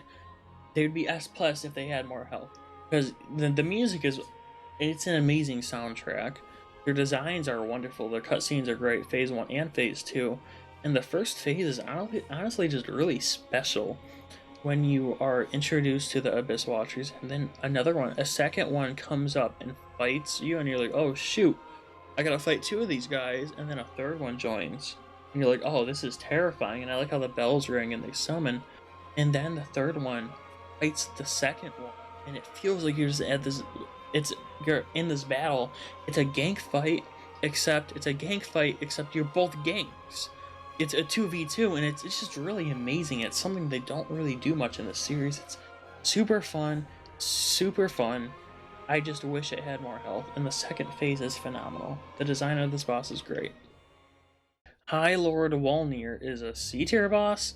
Stupidly easy. I think it's really dumb how his arena can run out. I think that's stupidly dumb. The skeletons he summons is annoying, and I had a lot of hope for this boss. I think his design is really cool, but yeah, that's all. That's about it. He's annoying, and I think if his arena didn't run out of room, I think he'd be a lot better, but because of that, I think he's just a C tier boss fight. Old Demon King's B tier. He's easy. I like his design a lot. But he's just an optional boss. I really like the area that you have to go through to get him. How you can find like the corpse of Quailana. I think that's really sad. Besides that, you fight a lot of characters like the old Demon King, like a lot of enemies. He's just those enemies with more attacks. He's very easy. There's not much more to say about him. Same thing with the next boss, Yorm the Giant. They take the Storm Ruler, they put it in for the Yorm the Giant fight. However, it's a fight that doesn't feel like it was made for Storm Ruler. I feel like Yorm the Giant would be a much better boss if you didn't have Storm Ruler.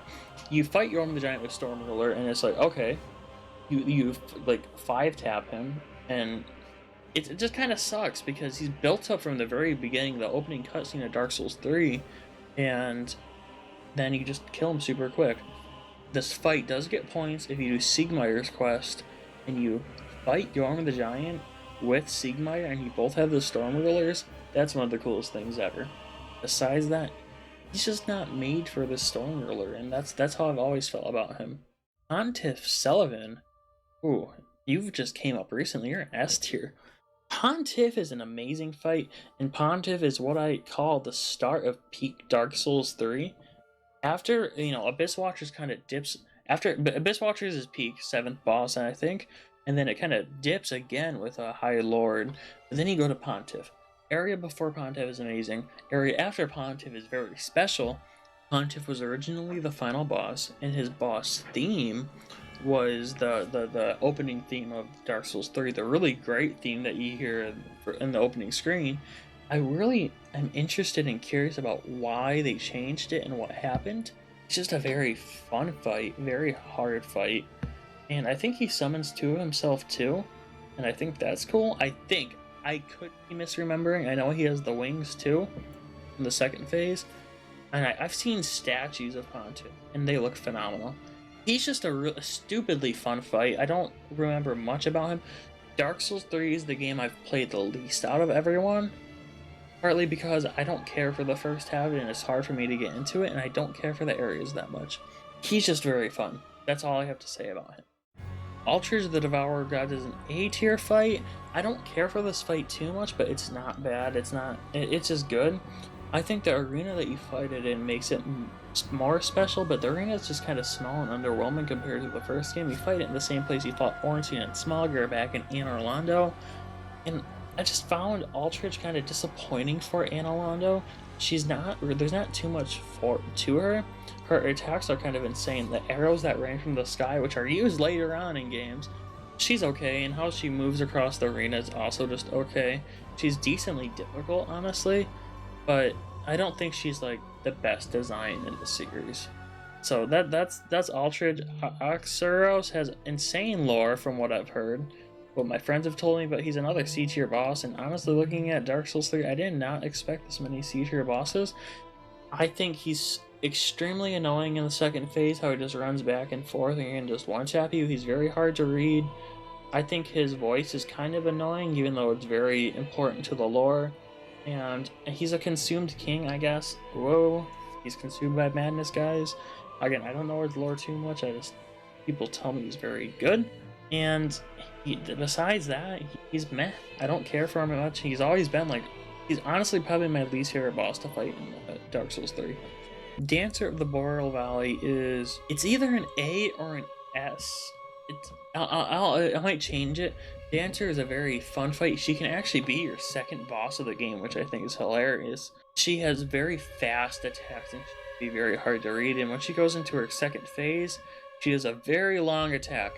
My brother and I have played the whole Soul series basically on the same level since I got into it. And then he got into it a month later. And that's how it's always been before Elden Ring, where he got into it and then I didn't have time to play it until recently. I just beat Elden Ring. Dancer of the Boreal Valley, it took him 24 hours to beat. It's his hardest boss in the game.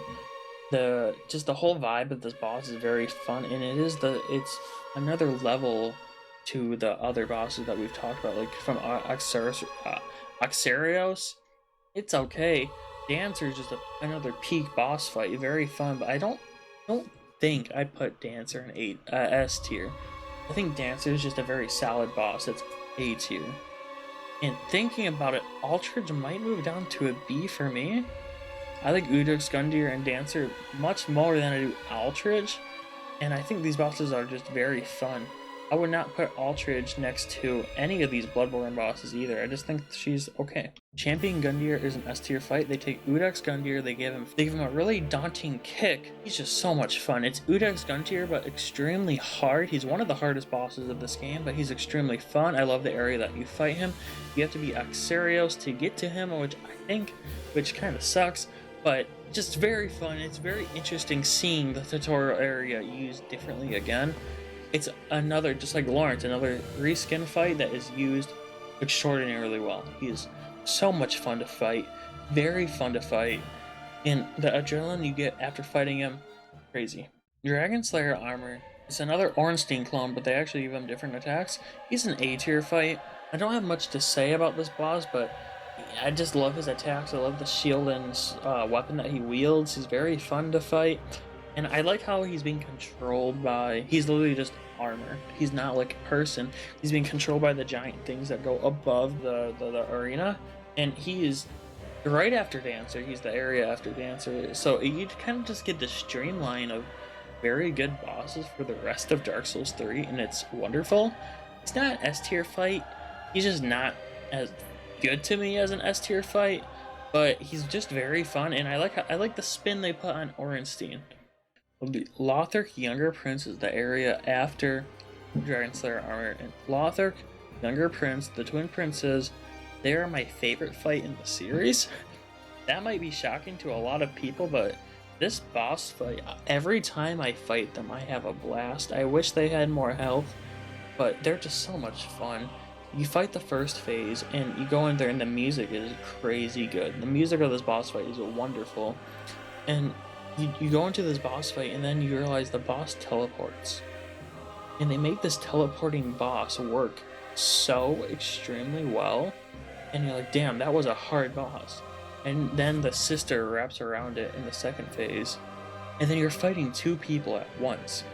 So you go into the second phase and you see the magic shooting into the air while the brother is teleporting to you and trying to kill you. It's very daunting, it's very scary, and the music is booming. I get like chills thinking about this boss. It's so much incredibly fun. It's so much fun. It is so much fun. I can't say more about it. It is just so much fun. I highly recommend doing this boss if you haven't played Dark Souls 3 or you stopped in the middle of it. It's so much fun. It is my favorite boss in that series for a reason. I also like how you have to kill the prince on the back to kill the boss.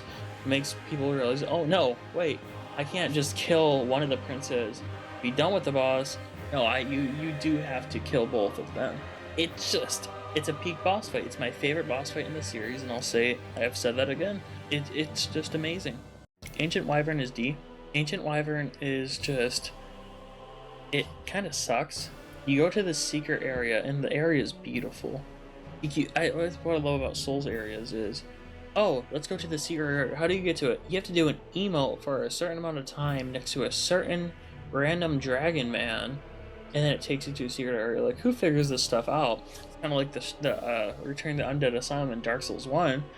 Ancient Wyvern just kind of sucks.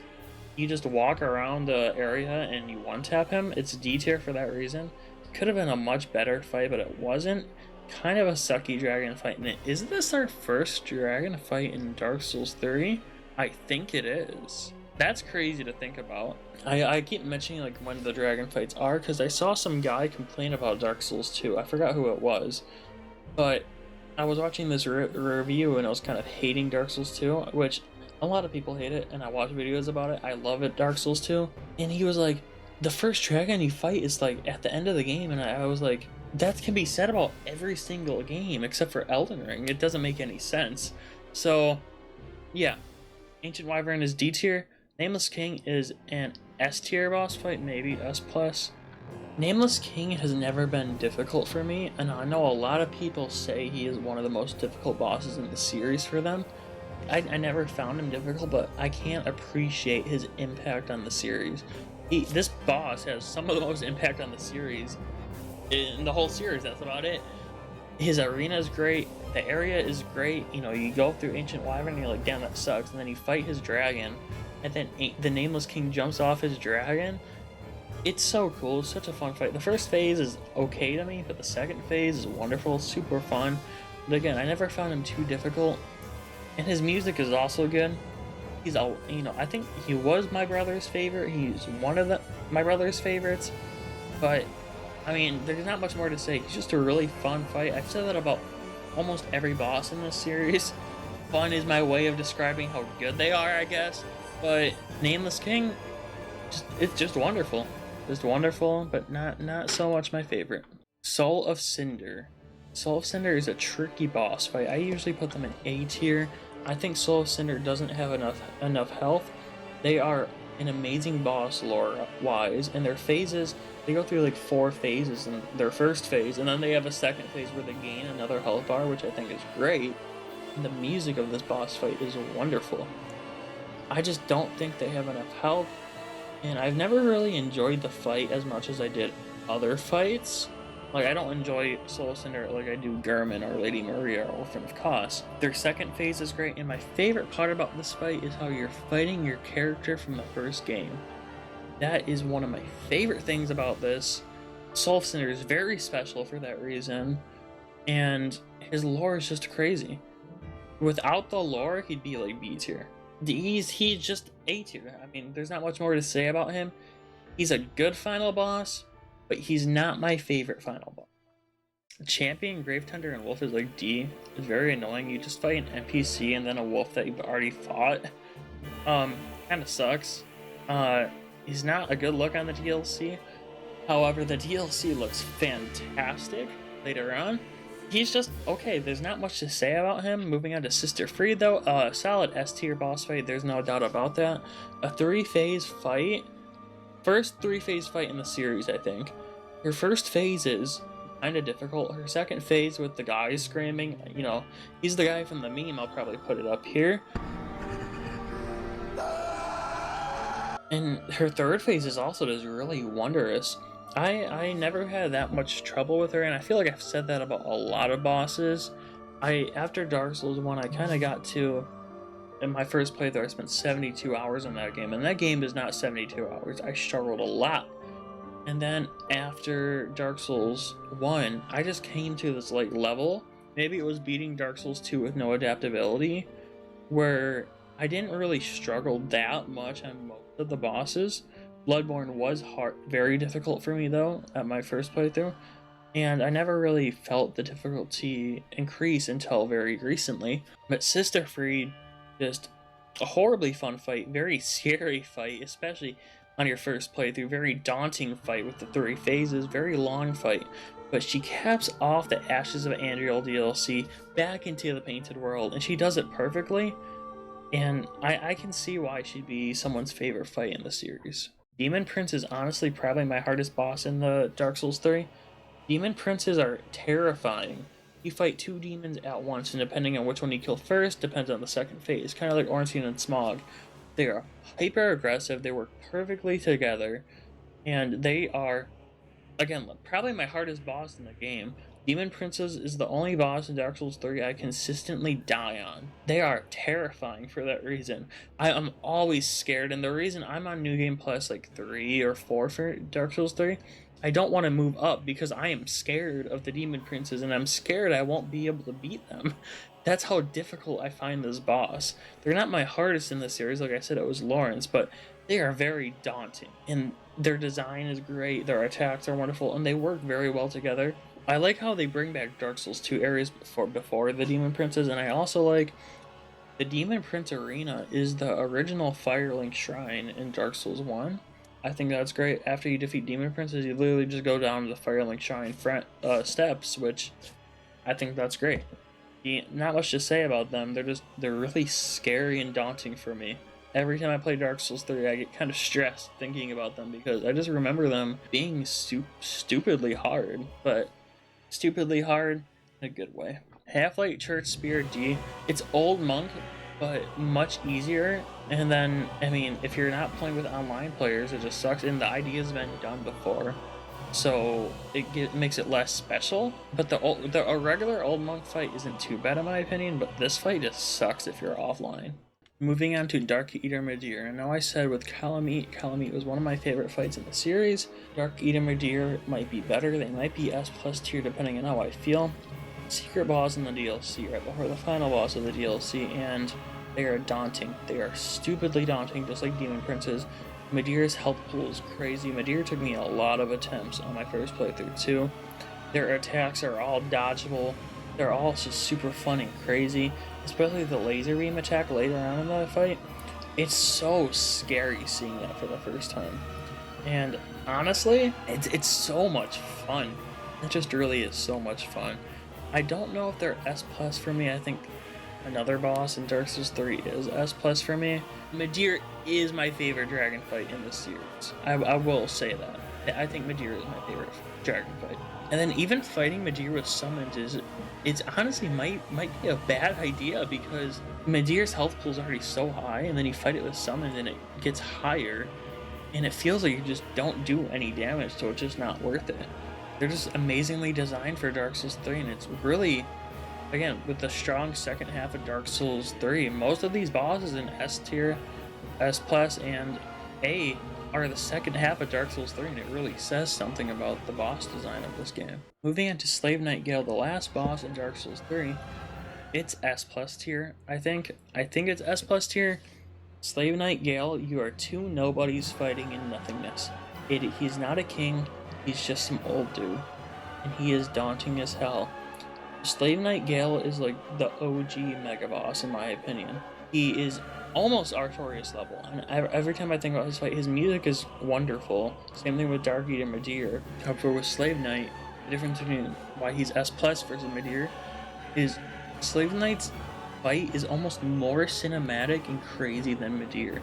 Midir is one of the most cinematic bosses in the series, but then you fight Slave Knight, and every time I think of Slave Knight, I think of this one attack he does where in the second phase, where he jumps up above you and he shoots the crossbow at you and he slams down, and then there's lightning flying everywhere around you, and that is one of my favorite moments in Dark Souls 3. I can't say that, like, I can't appreciate this boss enough. The lore is wonderful, his fight is stupidly fun, and he's intense, and it's cinematic, and I usually do him. I try to do the final boss. Oh, there's an Elden Ring ad right here. Hi. He's just there's not much more to say about him. Again, he's not my favorite boss in this series. He's probably the lowest on S+ tier for me. However, he still makes it up there just because of how crazy his fight is for you guys being 2 nobodies. honestly, I said at the beginning of Dark Souls 3, I thought Dark Souls 3 are the best bosses in the series, but looking at Dark Souls 3, these bosses aren't as good as I thought. Over half of Dark Souls 3 is in C and below. I mean, look, we have 1, 2, 3, 4, 5, 6, 7 C and below bosses, and what, 4 B tier bosses compared to, I mean, 4 A tier. What, 1, 2, 3, 4, 5, 6, 7, 8 S tier bosses and 2 S plus. I mean, I bet you there's an even amount. It's like 50-50 good and bad bosses in the game, and it's kind of what I mentioned before. 50% good bosses are 50% of the games I like, 50% of the game I don't like. And it's kind of similar issues to Dark Souls 1 in that regard. And honestly, that kind of surprised me with Dark Souls 3. I didn't really expect that. I expected to be more bosses I actually enjoyed in Dark Souls 3 than I didn't. But overall, Dark Souls 3 is a phenomenal game, and especially just bosses like Slave Knight, Garel, Dark Eater, Madir. My favorite boss in the series is in this game. Gotta give it some credit. Dark Souls 3 is a phenomenal game, and everyone, if you haven't played it, go play it now. This leads us to Sekiro, Shadows Die Twice. Moving on to a Sekiro, which is a game I don't know how to feel about it. If I put Sekiro like right above Demon Souls and how much I enjoy the game. However, that's not saying much because it's a fantastic game. I just haven't, when this game came out in 2019, I basically played it for about 5 days, 100% completed it, and then I never played it again. I've maybe touched the game once or twice recently for the inner bosses, but besides that, that's about it. I just have no incentive to go back and play this game, and that's its biggest flaw for me. It's also a sin that Sekiro did not get DLC. I think that is so sad. Anyhow, moving on to Yobu Oniwa. I don't know how to say his name. He's B tier. He's a very good introductory. Wait, he's not D tier. He's B tier. He's a very good introductory boss to Sekiro. He teaches you more mechanics and how the boss fights will be for the game. He's not too hard. I know a lot of people think Sekiro is the hardest boss in the Souls series. No, hardest game in the Souls series. I've never thought it was too difficult. After, like, you know, Lady Butterfly, I just got. I never found issues with it. You just have to be aggressive, and you have to use the game's mechanics to a T. You have to have confidence. You can't get scared or be nervous to fight a boss or doubt yourself. You have to go through with everything. This game makes you dodge into attacks, you parry attacks, which is daunting. You think it won't work, and then it does. You have to have confidence for Sekiro, and Gyobu Oniwa is very B tier. He's just a good starter boss, good introduction boss. Not my favorite. Lady Butterfly, on my first playthrough, I would probably put her in S, but she's probably dropped down to A, maybe B. I find it very easy to break her AI. Even when I played it recently after 5 years, she was very easy for me. I always thought she was easy. I like the lore behind her, and she's another. If Gyobu and Niwa was the starter boss, she's like the boss that tests, are you actually going to be able to beat this game? And a lot of people struggle with her. I never found her too easy. I like her second phase a lot. And a lot of bosses in Sekiro are super cinematic, and that's something, you'll see this in my Sekiro ranking. You just watch how I rank these bosses. I rank them all how they are for a reason. She is one of the weaker bosses of this game, and she's A tier. I don't have much to say about her.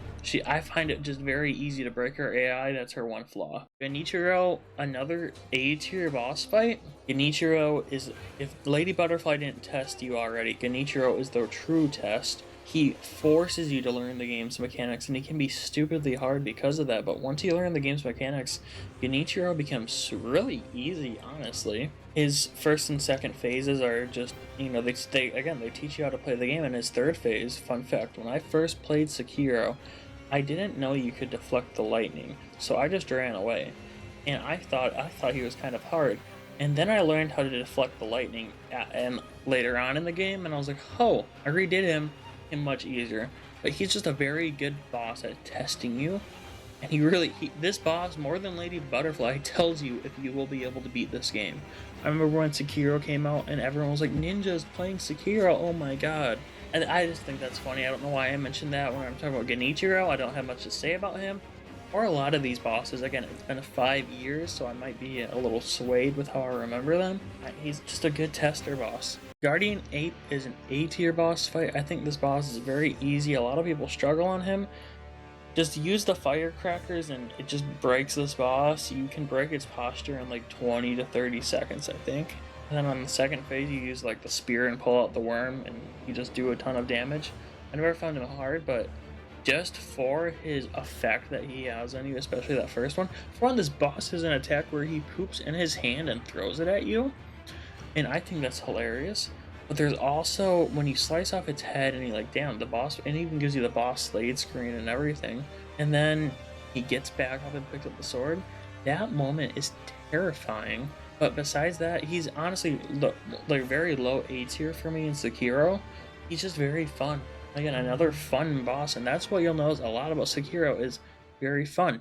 Folding screen monkeys, a lot of people I know don't care for this boss, but they're one of my favorites in this game. I'm not putting them at S tier, they're not quite S tier, but I enjoy this boss so much. It's just a puzzle boss. You have these monkeys, one of them is blind, one of them is deaf, and then, oh no, whoa, I said that completely wrong. One of them has good eyesight, one of them can hear you a lot, and then I forgot what the third one is, and then the fourth one's just stalking behind you the whole time. I just thought it's a super fun gimmick boss, and I've always enjoyed this. I've had a blast fighting the folding screen monkeys every single time, and there is not much more I can say about them. Besides, I love them. I love their design, and I love the gimmick boss. I love the puzzle. Headless Ape, when it says Headless Ape, I'm going to say it's Headless Ape and Bride, where you fight both of them. This boss is probably a B tier. It's a reskin of Headless Ape, and you fight two of them at the same time. One's headless, one's not. You just kill the Bride with the firecrackers really quick, and then it's just a Headless Ape fight again. It's a reskin. It's not horrible. I like getting, higher attack power. It's just free attack power and health because of this boss. But besides that, I mean, that's it. There's not much more to say. It's Guardian Ape, but just a little worse. And that's Headless Ape and the Bride. Grump Monk is honestly another B tier fight. When you fight him after you go through his village, all he does is swing around and you just deflect, and jump, and then his posture breaks instantly. He's very easy, but he can be daunting if you don't get the deflects down right to a T. But besides that, I like his design a lot, and he's just very cool. That's all I have to say about that Corrupt Monk. Great Owl, Shinobi Owl is a tier. The fact that the game can end halfway through is hilarious to me. Great Shinobi Owl is a very fun fight, and he is one of the harder bosses in this game. And I love the lore implications. I get really annoyed when he's like, Step 1, the father is absolute and must be obeyed. That's all I can remember from this fight. And I remember having really cool gimmicks. He is another ninja that you are fighting, and it works. It feels crazy fighting another ninja. He uses this. I think he uses the firecrackers, and he uses like the poison blade, and he has this attack where he disables your healing too. You have to manage your posture so much in this fight, or I think that was her posture meter, whatever it was. He can be very difficult, but once you learn the fight, it feels very fulfilling. And I think it's hilarious how you can get the ending. You can literally not fight Great Shinobi Owl and miss out on like half the game. I think that's hilarious. Emma the Gentle Blade is probably another, I don't think she's B tier, she's A tier, but she's definitely a lower A. The start of a better boss, and that's that you'll see that with another boss on this list. Emma the Gentle Blade is the start of another boss. She's just fun. She's fun, but she's also easy. You kind of just when you're fighting Emma, you want to fight her in order to get to the next boss. Therefore, she's just lower, I guess. I don't have much to say about her. Again, I've only fought her once, so it's really hard to say. And that's about it with Emma. Ishin Ashina is an S tier fight. Ishin is crazy fun. You find this old man, and the flame attacks and his dodges. I see so many edits of this specific boss of you like slashing at him, and he just slowly walking through, and then he dodges the slash like it's out of an anime. Like I said, every boss in this game is cinematic. He's very difficult. He's very fun. Unfortunately, I do not fight him that much because I like playing through Fountainhead Palace. That's my favorite area in the game. I've only gotten this ending once, and I don't have much more to say about Ishin Ashina. He's just fun as hell. True Corrupt Monk is probably an S tier boss fight. It takes Corrupt Monk, adds 3 phases to the fight, which is crazy cool. It gives it a lot of health, and it has a bunch of new attacks. It's just really fun. It's a really fun boss. It's one of the first fights they showed, I think, in Sekiro, which is very nostalgic, I guess, because after I beat Dark Souls 3, Sekiro wasn't out. I followed when I started the Souls series, Dark Souls 3 had already came out and Ring City had just came out, so Sekiro is the first game I truly got excited for, and I was awaiting its release. And True Corrupt Monk was one of the first bosses they showed, and he's the start of Fountainhead Palace, which is one of the most stunning areas in the series. He's just horribly fun. I just really love him. They take old Corrupt Monk and they make him better. Divine Dragon's an A tier fight. Divine Dragon's stupidly easy. His whole thing is being cinematic, but he is definitely probably the most beautiful boss in the entire series. I don't know if there's any boss that beats him. And you feel cool as hell beating this boss. There's not much more to say about the Divine Dragon. You're literally fighting a Divine Dragon, and you know it's bad when one of the worst bosses in this game, or easiest bosses, is a dragon that is so whimsical and like godlike. It feels amazing to kill, and I love the ending animation where you stab under its eye and take its tears. That makes me kind of sad. Owl Father is an S tier fight. It takes everything great about the Shinobi Owl, the Great Shinobi Owl, and it just puts it into Owl Father and gives him a new phase. That's really cool. He's just Great Shinobi Owl, but much more difficult, and I appreciate that a lot. I also like the lore behind this boss too. You're just fighting like a prime version of your master, I guess. I like his owl attack where he becomes an owl and flies around. That's pretty cool. He's just a fun boss, and he is probably top 3 difficult bosses in this game. That's about it. Owl Father he's an amazing fight. Demon of Hatred is another S tier fight. Now the thing is with Demon of Hatred, he has my favorite theme in the game. I love his theme song a lot. However, this fight makes you de-learn everything you've learned in the game. You can only deflect two attacks, and it's his feet. Besides that, it becomes Dark Souls, and you have to dodge all of his attacks or jump over them. It's a very difficult fight, and I think you can stun him twice per phase, which is pretty cool. But he can be very hard. He is top 2 hardest bosses in this game, and I can see why people would be stuck on Demon of Hatred. He's very difficult, and even like Sekiro has the revive mechanic, but even with the revive mechanic, this game's hard as hell. Like, this boss has 3 phases. It's crazy. He has 3 health bars, and he's hard. Genichiro Way of the Tomo is B tier. It's okay. Just like Emma the Gentle Blade, you fight him to get to another boss. He's Genichiro, but he feels weaker, but you just really got better at the game. And that's about it. Ishin the Sword Saint is an S+ boss. He is the best Sekiro boss in my opinion, and he's the hardest Sekiro boss in my opinion. You fight him after Genichiro, so it's a 4-phase fight technically, and he has the hardest moves to learn. He's very aggressive, and then even during this fight, he has 3 phases. First phase, he has like a sword, and the second phase, he pulls out a spear, which I'm bad at. I'm bad at handling the spear, and he pulls out a gun and just starts shooting you, and I think that's hilarious and cool. And then the third phase, they reintroduced the lightning mechanics, and I think it's just cool. The first time I fought him, I did not deflect the lightning at him.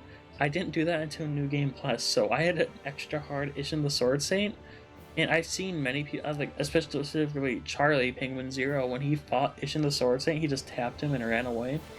He's intimidating as hell, and I adore that. And when he says, "Come, Sekiro," he calls you Sekiro, and everything leads up together. Just an amazing fight. He's an S+ tier fight, and that's about my thoughts on Ishin the Sword Saint. Alright, moving on to the inner gauntlet bosses of Sekiro. We're starting off with Inner Genichiro. Now, I do want to say at the start of this, I recently did the inner bosses of Sekiro. My Sekiro journey started 5 years ago when Sekiro came out. I only played Sekiro that first week it came out 100% and did then, and then I never played it again. I only recently played the inner bosses like a week ago after I recorded this original list. I didn't realize these bosses were on this list until I recorded this list. I was like, damn, wow. So this is actually recorded after I recorded this entire list. So I have differing opinions on many of the bosses. I had to redo a lot of the Sekiro bosses to get to these inner bosses, so I have some differing opinions, which you'll see in an editor's note after the video is over. So I figure let's just get right to the inner bosses, starting off with Inner Genichiro. He's a solid S tier boss. He's a crazy fight, and I actually put him above Genichiro. He takes everything with what makes Genichiro great and improves it. He is crazy aggressive. They switch up his timings, they switch up his Makiri counter, because they give him new Makiri counters, they give him like wind attacks, they give him a double lightning deflector. He shoots up, he gives you some lightning, you get the lightning, you give it back to him, and then he gives it back to you, and then you give it back to him, and that is a crazy thing to do, and the timing is super tight down on it. And I'll be honest, I've never done it before, because it is very difficult. I actually, out of all the inner bosses, spoiler alert, I've died to him the most. He is the hardest inner boss, which is a crazy thing to say about Genichiro. They sauced this guy up. He's a very hard 3-phase fight, and every addition they made to this boss is something that is only benefiting this boss. He also is super aggressive and breaks your posture all the time.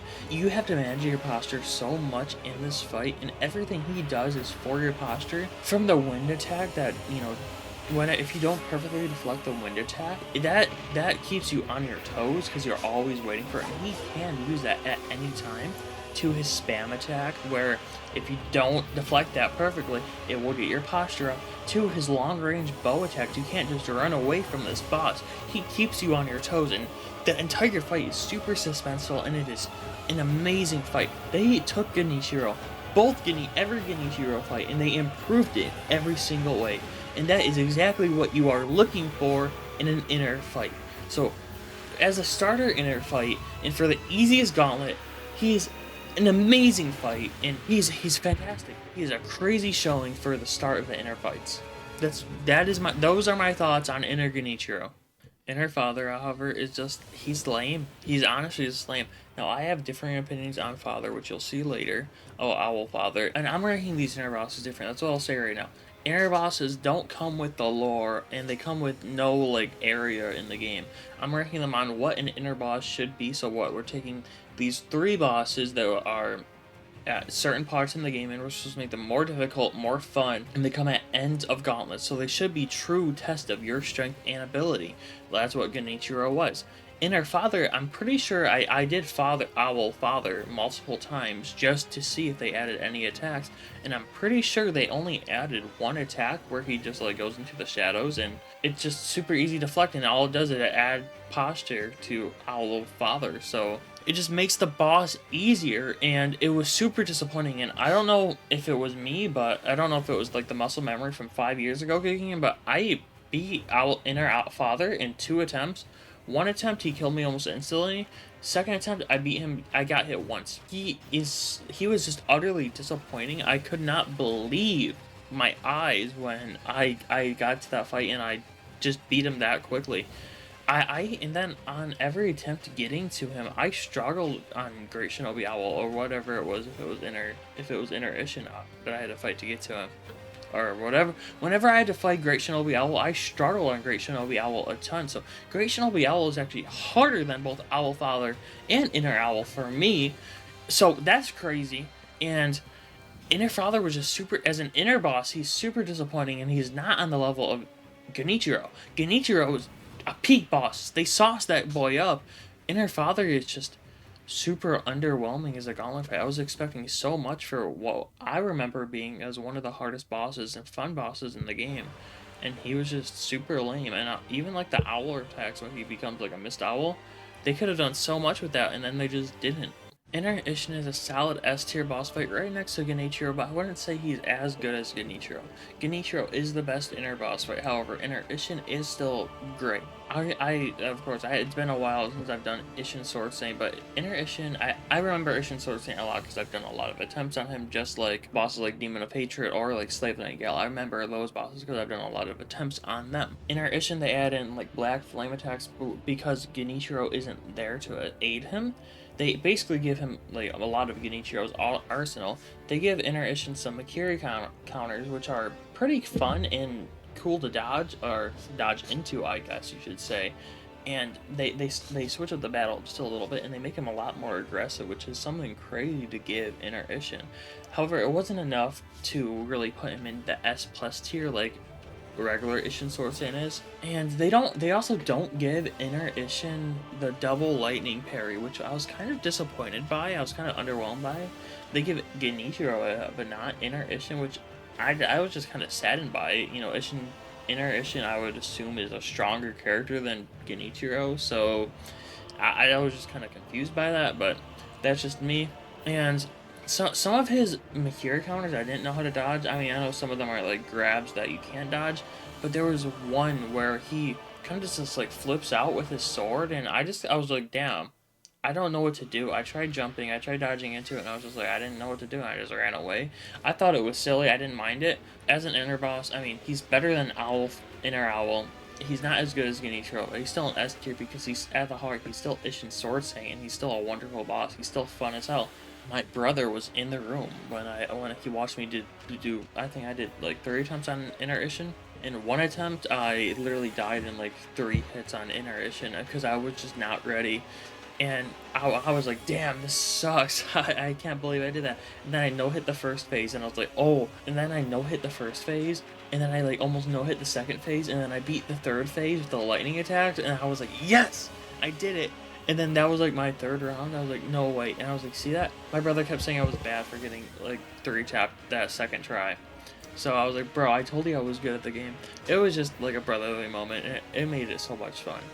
Anyhow, and Inner Ishin, he's just a good boss. These inner bosses are just hard to rank, and it was interesting coming back to Sekiro after such a long time. They definitely took me like, I mean, it only took me like maybe an hour because the gauntlets are kind of weird to fight through every single time, but the ability to replay through bosses is something I would like to see in every single Souls game. So Miyazaki, if you ever watch this video, please add that to every single game in the series. Please just update everyone.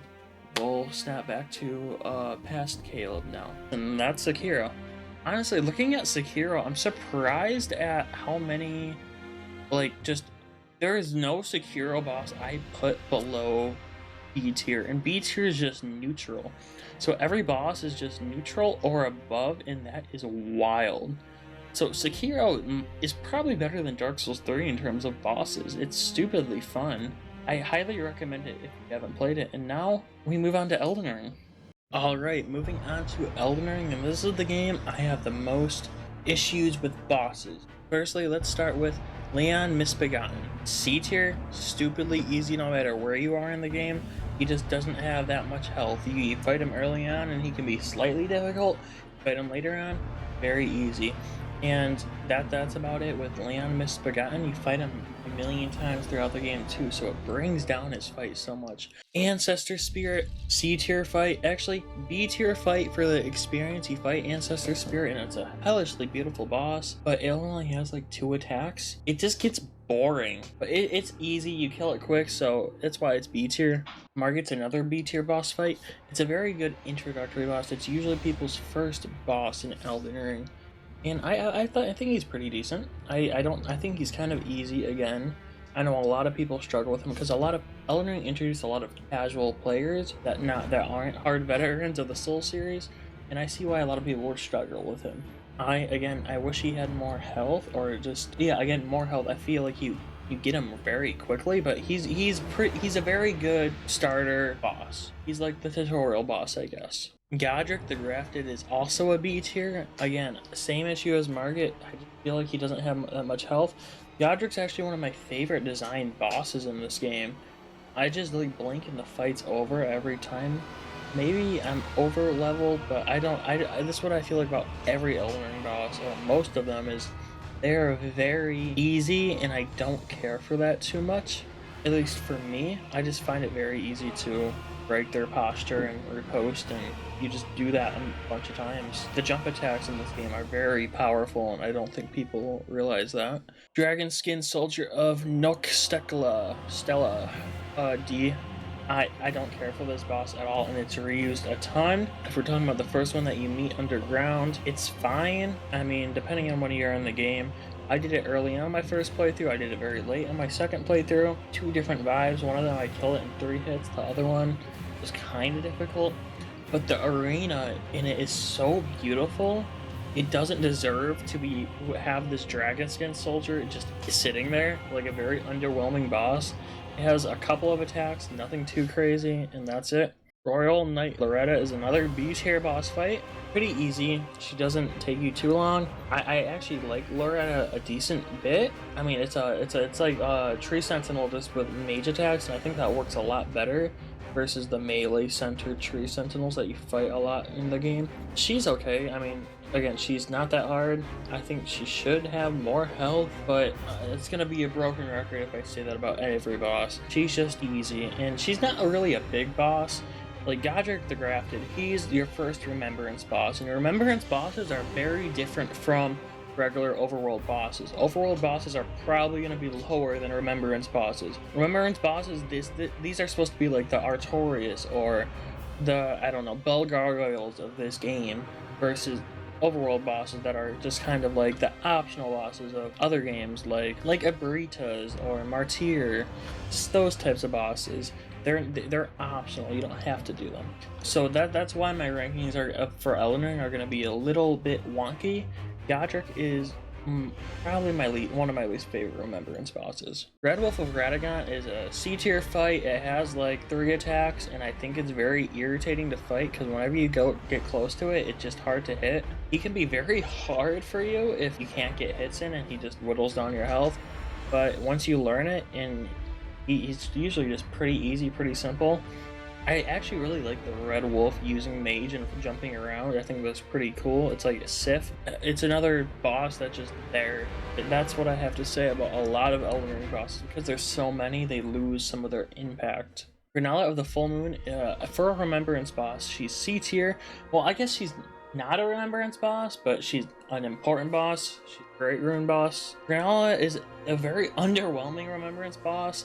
She's stupidly easy. She summons dragons and you're like, damn, that would be scary. No, she's just easy, and that's all I have to say about Granella. Her first phase is kind of annoying if you die in her. In her second phase, she just dies so quickly. That's about it. Magma Worm Makar, I'm gonna assume this is the one on the way to Leyendell and the big tower or mines that you have to go through to get to Leyendell. Magma Worm Makers, maybe B tier. I don't have any issues with this boss. It can be kind of difficult with its large sweeping attacks, but it is usually very easy. What I like about the Magma Worm Maker in this specific area is they give you a lot of room to fight it versus the one that you have to fight to get Moonveil, where it's just very small. This one gives you a lot of room, and when it stands up on 2 legs, it's very intimidating. I will give it that. But you just see so many magma worms throughout the game, and like I said, it lowers the impact of these bosses because a lot of them are reused. Elmir of the Briars, maybe, he's a B tier, but maybe a higher B tier. I'll give him an A tier. This boss is very difficult, especially if you're fighting the one in Sealid. However, we're not going over those.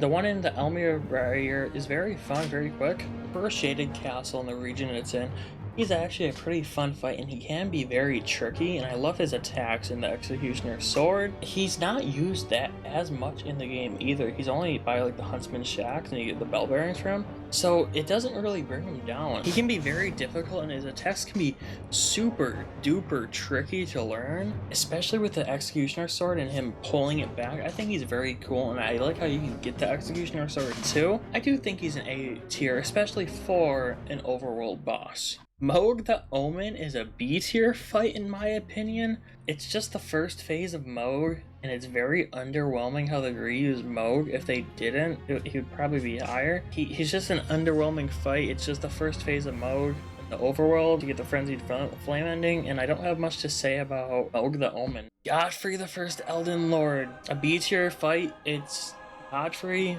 except without the second phase. Just like Mode the Omen, they're better fights later on, but they just don't work well as single fights. They're very easy, and it just makes the other Remembrance bosses more underwhelming. Morgott is an A tier fight. I have issues with Morgott. I think he's very well designed, but every time I walk into his arena, the fight is over before it begins. He is super easy to kill. He does not have enough health for where he is in the game, especially when Mountaintop of the Giants is right here. You fight Morgott and he has no health at all, and you go to Mountaintop of the Giants where everything like 2-taps you. It's super unbalanced.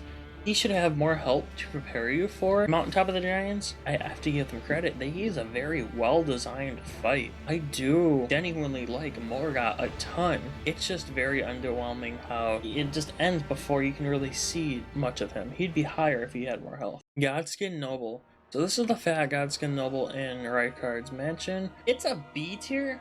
I actually very much don't care for the fat Godskin Noble. I like the skinny one. I like fighting the skinny one a lot more. And again, Godskin Noble's reused a ton of times in the game, and this one is not any different from the other ones. The roll attack is straight BS, and one of his like push out attacks, you can't react to it, and I think that's very poorly designed for that reason. And that's Godskin Noble.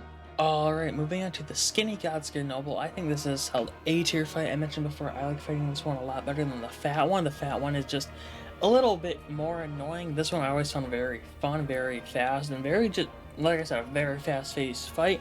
I don't know which one this is actually like based upon. The first one I found in-game was the one in Windmill Village, and then there was the one under the Sealed Tower, which is very difficult, so I don't know which one it's really based off of, so it's hard to say like where it goes on in this ranking, but overall I think it's a solid A-tier boss fight. There's one attack that I don't like in this boss, just one. He hits you twice, and then if he lands 2 hits on you, he can pull his sword back and hit you 3 times, and it's just an automatic 1-tap combo, and I think that is just a very annoying thing.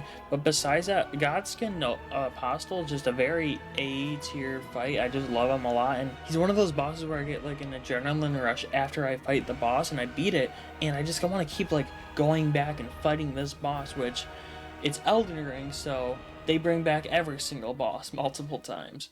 Rykard is a B tier fight, and that's what I'm noticing a lot with Elden Ring right now. Rykard is a very cool fight, especially his first phase. They take the gimmick fight again from the Manta Ray, Storm King, and Yorm, and they make another gimmick fight, and the first phase works so well with the Serpent Hunting Spear, and the second phase is very cool and well made. He'd be an A or S tier. The Skull attack on Rykard is such BS. It lasts like a minute. They do so much damage. They come from everywhere. That attack brings him down so much because the rest of his fight is actually really fun, and it is kind of easy besides the Skull attack. It's very unfortunate that that attack exists because he'd be A tier or S tier. Starscourge Radahn, people struggle a lot with this fight, but I have to put him, he's either B, high B, or A, and my opinions might change on him as I talk about him. Radahn's lore is probably my favorite lore in all of Elden Ring. He's an excellently written character. I mean, all of Elden Ring is with George R.R. Martin writing Elden Ring, and his boss fight is presented so well. And for his presentation, I might just put him in A tier. You fight him with a bunch of summons. It's said to be really fun. And you have the meteor attacks and everything, and he's on his horse and he has gravity magic. But much like the other bosses, I don't think he has enough health. I just recently fought him at like level 50. I had a strength build though, but he still had like no health, and like his area is recommended to be like level 80. I just don't understand why he doesn't have more health, and that's what's my issue with Radahn. He'd be S tier if he had more health. I actually really genuinely like Radahn a lot. Mimic tier is D, super easy. It doesn't even give you the Mimic tier, you just find it at chest later on. There's not much more to say about Mimic tier. You just fight your character, and usually it's easy. Regal Ancestor Spear is, I'm gonna put it, where did I put it? Ancestor Spear is B, Regal Ancestor Spear is C. It's the Ancestor Spear, except it has more health, which means the fight is even more boring and drawn out, and this boss can heal itself almost all the way, and that makes it even more boring because it doesn't have any more attacks, and it's your second time fighting the boss. Valorant Gargoyles, honestly, maybe A. again, I'm a sucker for gargoyle fights. This fight was my hardest in the game before the DLC came out. I died a lot because I did it super under level. I was like level 40 or something when I did this. I struggled with them a lot, and I had to fight both of them at the same time because I couldn't kill the first one quick. The only thing I dislike about this fight is it's clear that these gargoyles were not meant to be fought together. They're definitely meant to be fought separately. And then to add on to the gang fight, they added in a poison attack, which has like, there's no if there was a sound for it, it would be better. And it does so much damage, even though it's just poisoning you. Usually poison doesn't do this damage. It's usually Scarlet Rot, and I think that's a big issue. That's pretty much it. My only complaint is the poison attack. Besides that, it's just two enemies that weren't meant to be fought together. But they're still fun to me. I don't have many like big issues with it. Estelle of the Natural Born Void, B tier. I think this boss is kind of boring. Very cool looking, and I like how it's part of Arani's quest. I like that a lot. You go to it after Lake of Rot, the worst area of the game, one of the worst areas in the game. His attacks just seem very limited. I never found him too difficult. Again, he didn't have much health, but I like the meteor attack a lot, and I like his teleports too. He'd probably be A tier if he wasn't reused later on. My main issue with Elden Ring is the bosses don't have enough health and they are reused so much. And that's an issue that we get away from in the DLC. Estelle is reused, it would probably be A tier, but the reused boss fight of Estelle sucks. And it just drops it down for me. Via's Champions is like a C tier fight. Pretty much just the gang fight from Dark Souls 2, but like less bad. More fun because they come out at different times. And I didn't realize this until I watched my brother do them. They have variation to the characters, the NPCs that come out, and I didn't know that. That's cool, and that's Via's Champions. Not much more to say. The Dragon Fortisax is a B tier fight. This fight ends before it really starts. It's very easy. And it's kind of annoying for melee builds because you just get like shocked a bunch. But his design and music is cool as hell, and I wish the fight lasted longer. I baited his attacks and I didn't kill him when he had one hit left just because I wanted to see more of his attacks. And I was just kind of bummed out by that. Fire Giant is a boss that does have enough health, but I don't like this boss. It's very slow and easy to dodge, and I never found it difficult besides my strength build, because I just didn't do that much damage. My Giant Crusher build sucked when I did it. I did 3 playthroughs, Dark Moon Greatsword, I did just like a dual katana build, and then Giant Crusher, because I've never done strength builds before, and it was just okay. I mean, Fire Giant's just okay. Second phase looks cool, and I like how you have to break his leg, but besides that, the fight's just boring. He doesn't have anything interesting to him. Hot topic, Godskin Duo is an A tier boss fight. Now, I did not use Mimic tier on Godskin Duo. Like I said, all these bosses are without summons. I beat them in 9 attempts, and I felt great doing it. These bosses it's very clear they're not meant to be fought together. They're equally as aggressive. There are times in this boss where you'll be just trying to heal, and they'll throw about 6 or 9 fireballs at you, which is ridiculous. It's clear these aren't meant to be fought together, and they're just kind of put in there to pad out the game, kind of like other bosses I mentioned before. It's just, I honestly just enjoyed them a lot. On my other playthroughs, I did them with Mimic tier. I played the game with the Mimic tier just to see how it is, so I could get a real view on these bosses. Doing it without the Mimic tier is definitely difficult, but doing it with the Mimic tier is very fun. That's what I'll give Godskin Duo. I actually think it's an A tier boss fight, and it's the top of the Godskin boss fights. Dragon Lord plus Sigisax is our first S tier boss fight for Elden Ring. This boss is a spectacle. It's probably the biggest spectacle boss in the series besides Divine Dragon. It looks amazing, it looks gorgeous, it looks beautiful, and I like its attacks. I love the teleporting, I love its final attacks. The only issue I have with this boss is that when he does the laser beam, it can be the hitboxes can be a little bit wonky, but besides that, this boss is just really good. The run-up sucks. It's one of the few bosses in Elden Ring without a Stake America, which is a little weird, but it's not a big hindrance. It's just a straight line, that's it. Malekith. Malekith is a boss I've actually grown to like a lot more as time has gone on. Malekith, I didn't care for him when I first did him, and then as I did him on other characters, I really learned to enjoy his fight. I 3-tapped Beast Clerkman phase on my first character, and I always found it really difficult learning Malekith's attacks because if he hits you like twice, you're just dead. However, I learned once you do learn Malekith's attacks and aggression, he becomes a stupidly fun fight, and I like how he's balanced with like little health. He's stupidly aggressive, he jumps everywhere, he's very hard to hit, but he's very balanced in that merit. The only bad part about this fight is the Beast Clerkman phase. He could possibly be S+ tier without the Beast Clerkman phase, because the second phase I've learned to just enjoy that much.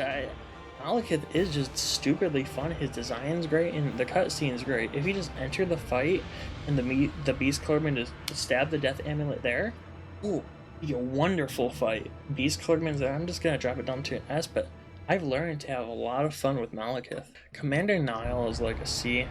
I actually enjoyed this fight when I first did it, but it's another reskin fight from Sealed. You fight 2 knights with him, which you kill them, and then you see that Commander Nile has about 2 attacks, which is highly disappointing because he has potential to be so much more, but he has about 2 attacks, and one of them is just like a jumping electric kick, and the other one's just, you know, stabs. And I think that he's just a super unfinished boss fight. It's like they put those knights in there just so that they can get rid of the fact that he doesn't have many attacks. It just kind of sucks. Mohg, the Lord of Blood, he's an S tier fight. His fight is actually one of the best in the game. However, I just like the other bosses a bit less. He's the lowest S tier boss in Elden Ring for me, but he's very fun. He's the only boss with delayed attacks that make sense in my opinion. The delayed attacks are something that's a big problem with Elden Ring, and I don't care for them. They're just meant to throw you off, and I just think that's annoying. But Mohg, the Lord of Blood, they're in his animations. His second phase is great. I like the Crimson Tier stuff too. His theme is great. He's a secret boss, and now you have to beat him to get to the DLC. I didn't care for him too much on my first playthrough, and then I did him again on my second character, and he was a ton of fun. I beat him second try, and the second phase is a lot of fun and intimidating.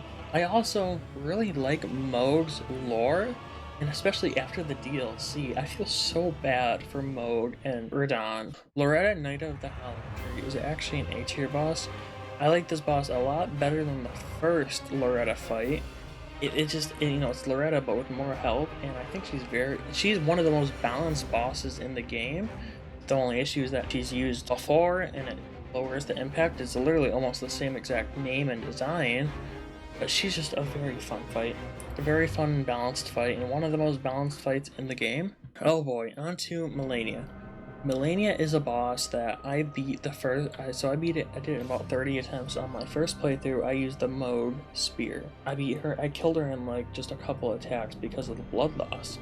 And I went back, I thought about it, especially after the DLC, and I was like, wow, I feel like I didn't really get like a true test of like what Malenia is and who she is to the community. Get on my second character, I used the Starfist because I was interested, and my friend recommended I use those, and I went and did Malenia again. And honestly, she went from being maybe a C tier boss fight. I think Malenia is an S tier fight. I have learned to dodge waterfowl attack almost every single time, and I realize if you are using medium weight or above for Malenia, bad decision. Lightweight is so good for her, and I realized like the whole design philosophy behind the fight. The first phase, it's very hard to get hits in because she dodges a lot, and she kind of waits for you to attack first and dodges those. It's like you're between 2 knights. And it's also hard, you don't want to be as aggressive because she gets her health back throughout the fight. The second phase I used to despise. She's very aggressive and she can spam waterfall attack and her summon attack and even the explosion attack. However, I learned doing my Starfist playthrough, the second phase she's much more aggressive. However, there's so much more room to punish her attacks, and I learned to appreciate both the first and second phase so much more. I actually appreciate this boss a lot. The only key issue I have with this boss is the waterfowl attack. It's nearly impossible to dodge it perfectly, and if you're close up, you're just usually screwed, which I think that's just a bad design. But besides that, She is honestly a great boss, and she could be S plus if that attack wasn't so broken. Gideon's D, he's one of the fights that just ends before it starts. He's very easy. I like how, depending on the bosses that you've done throughout the game, it really chooses what attacks he has. He can do Rykard's Skull Attack, he can do Melania's Explosion, he can do Renala's Moon Cosmic Azure. Only if you've done those bosses, and I think that's really cool.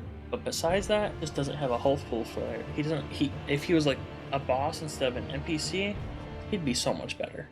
Godfrey, I don't want to give him A tier. I'm gonna be completely honest. He's probably B tier, but higher B tier than Godfrey the First Elden Lord. In the 1.0 of the game before any updates, Godfrey has 2 health bars. I think he's the same health pool, but I'm using this to make, just to tell you about the boss. Godfrey's another fight that I found very easy. I beat him like 3rd try, I think. His attacks are very cool, especially in the second phase. His delayed attacks are an issue. I don't like them. If this boss fight had 2 health bars, if he had double the health, he'd be A or S tier. He'd be so much fun. But I just found him super easy and very underwhelming for one of the last bosses in the game.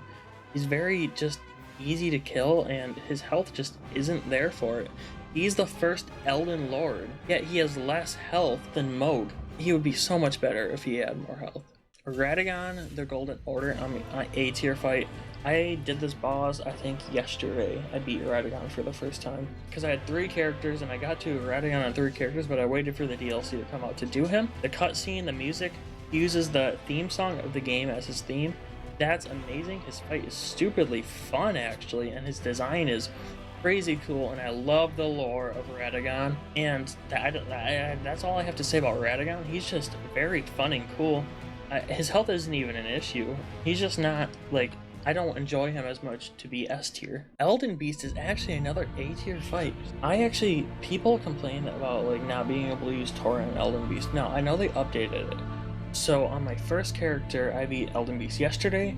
I did him without Torrent, and then for my other 2 characters, I did him with Torrent. I 100%ed Elden Ring in one day. I kind of got a full view of the boss fight. I don't really think Torrent was an issue or him running away. The music is phenomenal. I love his design, actually.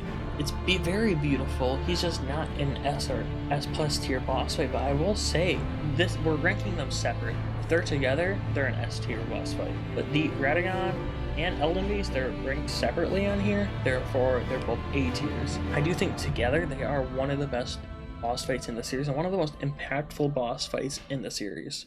Moving on to the DLC, let's start with the Divine Beast Dancing Lion. I always call it the Divine Dancing Dragon for some reason. Divine Dancing Lion is an S tier fight, start of the DLC. It's phenomenal, it's fantastic, it's intimidating, the music is phenomenal. The fact that it can change the weather patterns and use that against you, phenomenal. I think the design is amazing, and the fact that you get its head after feels so fulfilling. I beat him in 9 attempts, but man, those are the best 9 attempts of my life. That's Divine Beast Dancing Lion. And like I said before, Lawrence used to be my hardest boss in the series. I had about 40 or 50 attempts on him. R'Lana the Twin Moon Knight, I died 192 times on. And maybe it's because I hadn't played a Souls game since Sekiro came out. I really haven't maybe played Dark Souls 2 or 1 once or twice, and I played Demon Souls Remake, but that's about it. And those are much slower games. And maybe I just lost my groove, but I died 192 times to R'Lana Twin Moon Knight, and she's going in S tier. Maybe S plus tier depending on the day, but her fight is excellently designed. She's like Melania, without waterfall attack. Every attack she has is great. She's literally Pontiff Sullivan, just in Elden Ring with twin moons. She is so much fun. I had a blast. Every death on her I felt like was my own doing. And what I love about the DLC is health usually isn't an issue. R'Lana and Divine Dancing Beast Dragon, or Lion, they have enough health. They feel like formidable foes. They are excellently designed bosses. R'Lana is an excellently designed boss. She is almost up there with Artorias. Same thing with Melania for best solo fights in the game, or in the series. They just don't make it up there.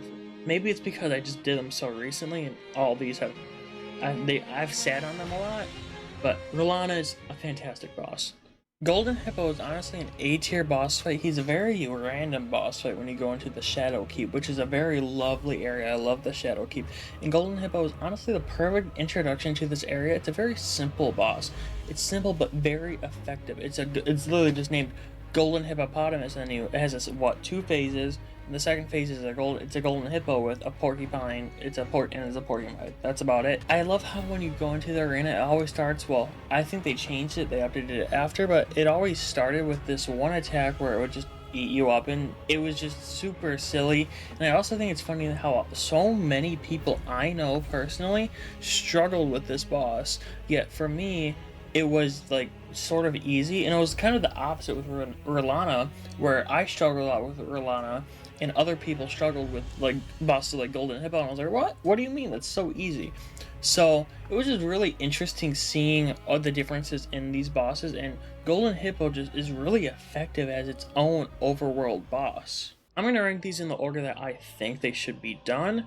Mesmir the Impaler is maybe, I think he's an S+ tier. I think Mesmir's fight is so much fun. I died about 50 times to him, but every death I felt was my fault. People complain about the snake hitboxes.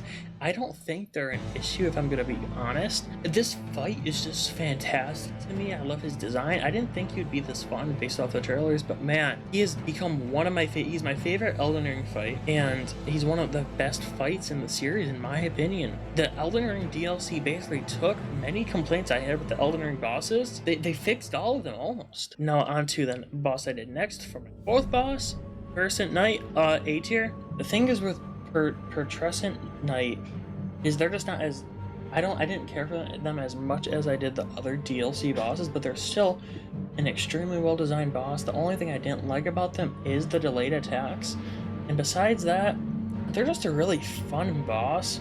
Like, you know, a solid 8.5 out of 10.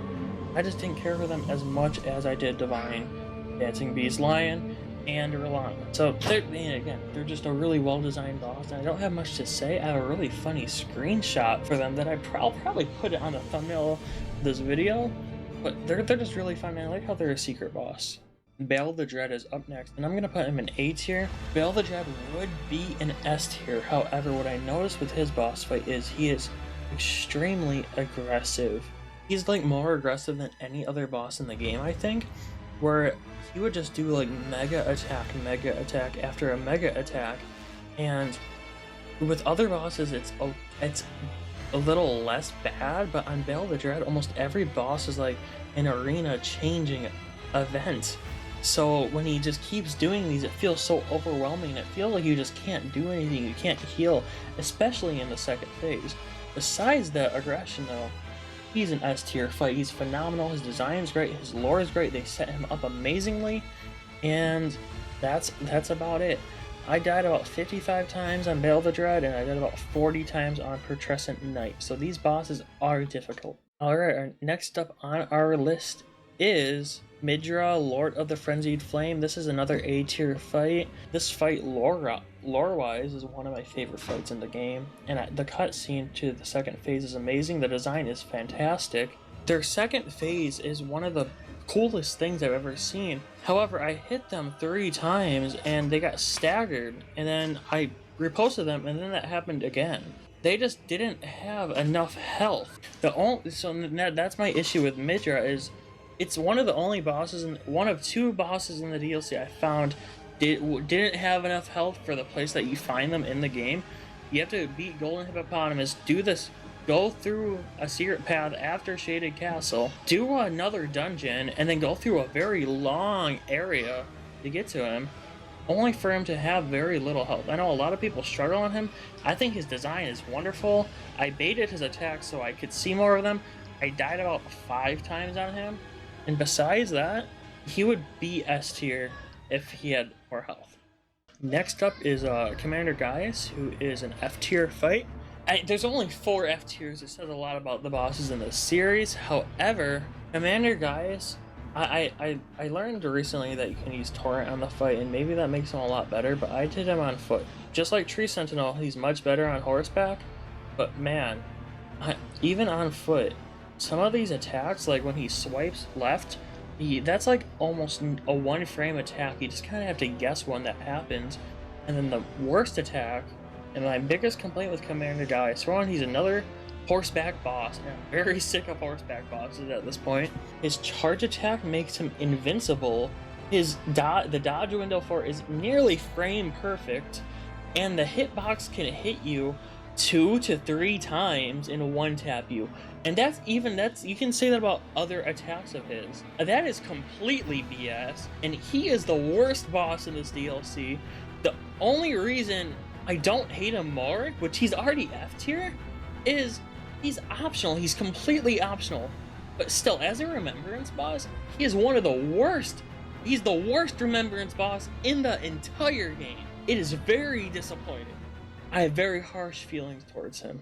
Next up is Romania, Saint of the Bud, another A tier fight. She's the easiest in the DLC. By far, she doesn't have that much health. Again, 2 hits and I parry and riposte. But even when I was fighting the DLC, I was like, man, seeing all the scorpions, I was like, I wish there was a scorpion-like boss. And then there was a scorpion-like boss. Her design is pink and red, and I love it so much. I love her design. Her design and music just makes an attack just, they are everything. The fight just is a little easy, and I beat her second try. I don't think she's too hard. She's just a 10 out of 10 for me. Besides that, I love her. I love this boss so much.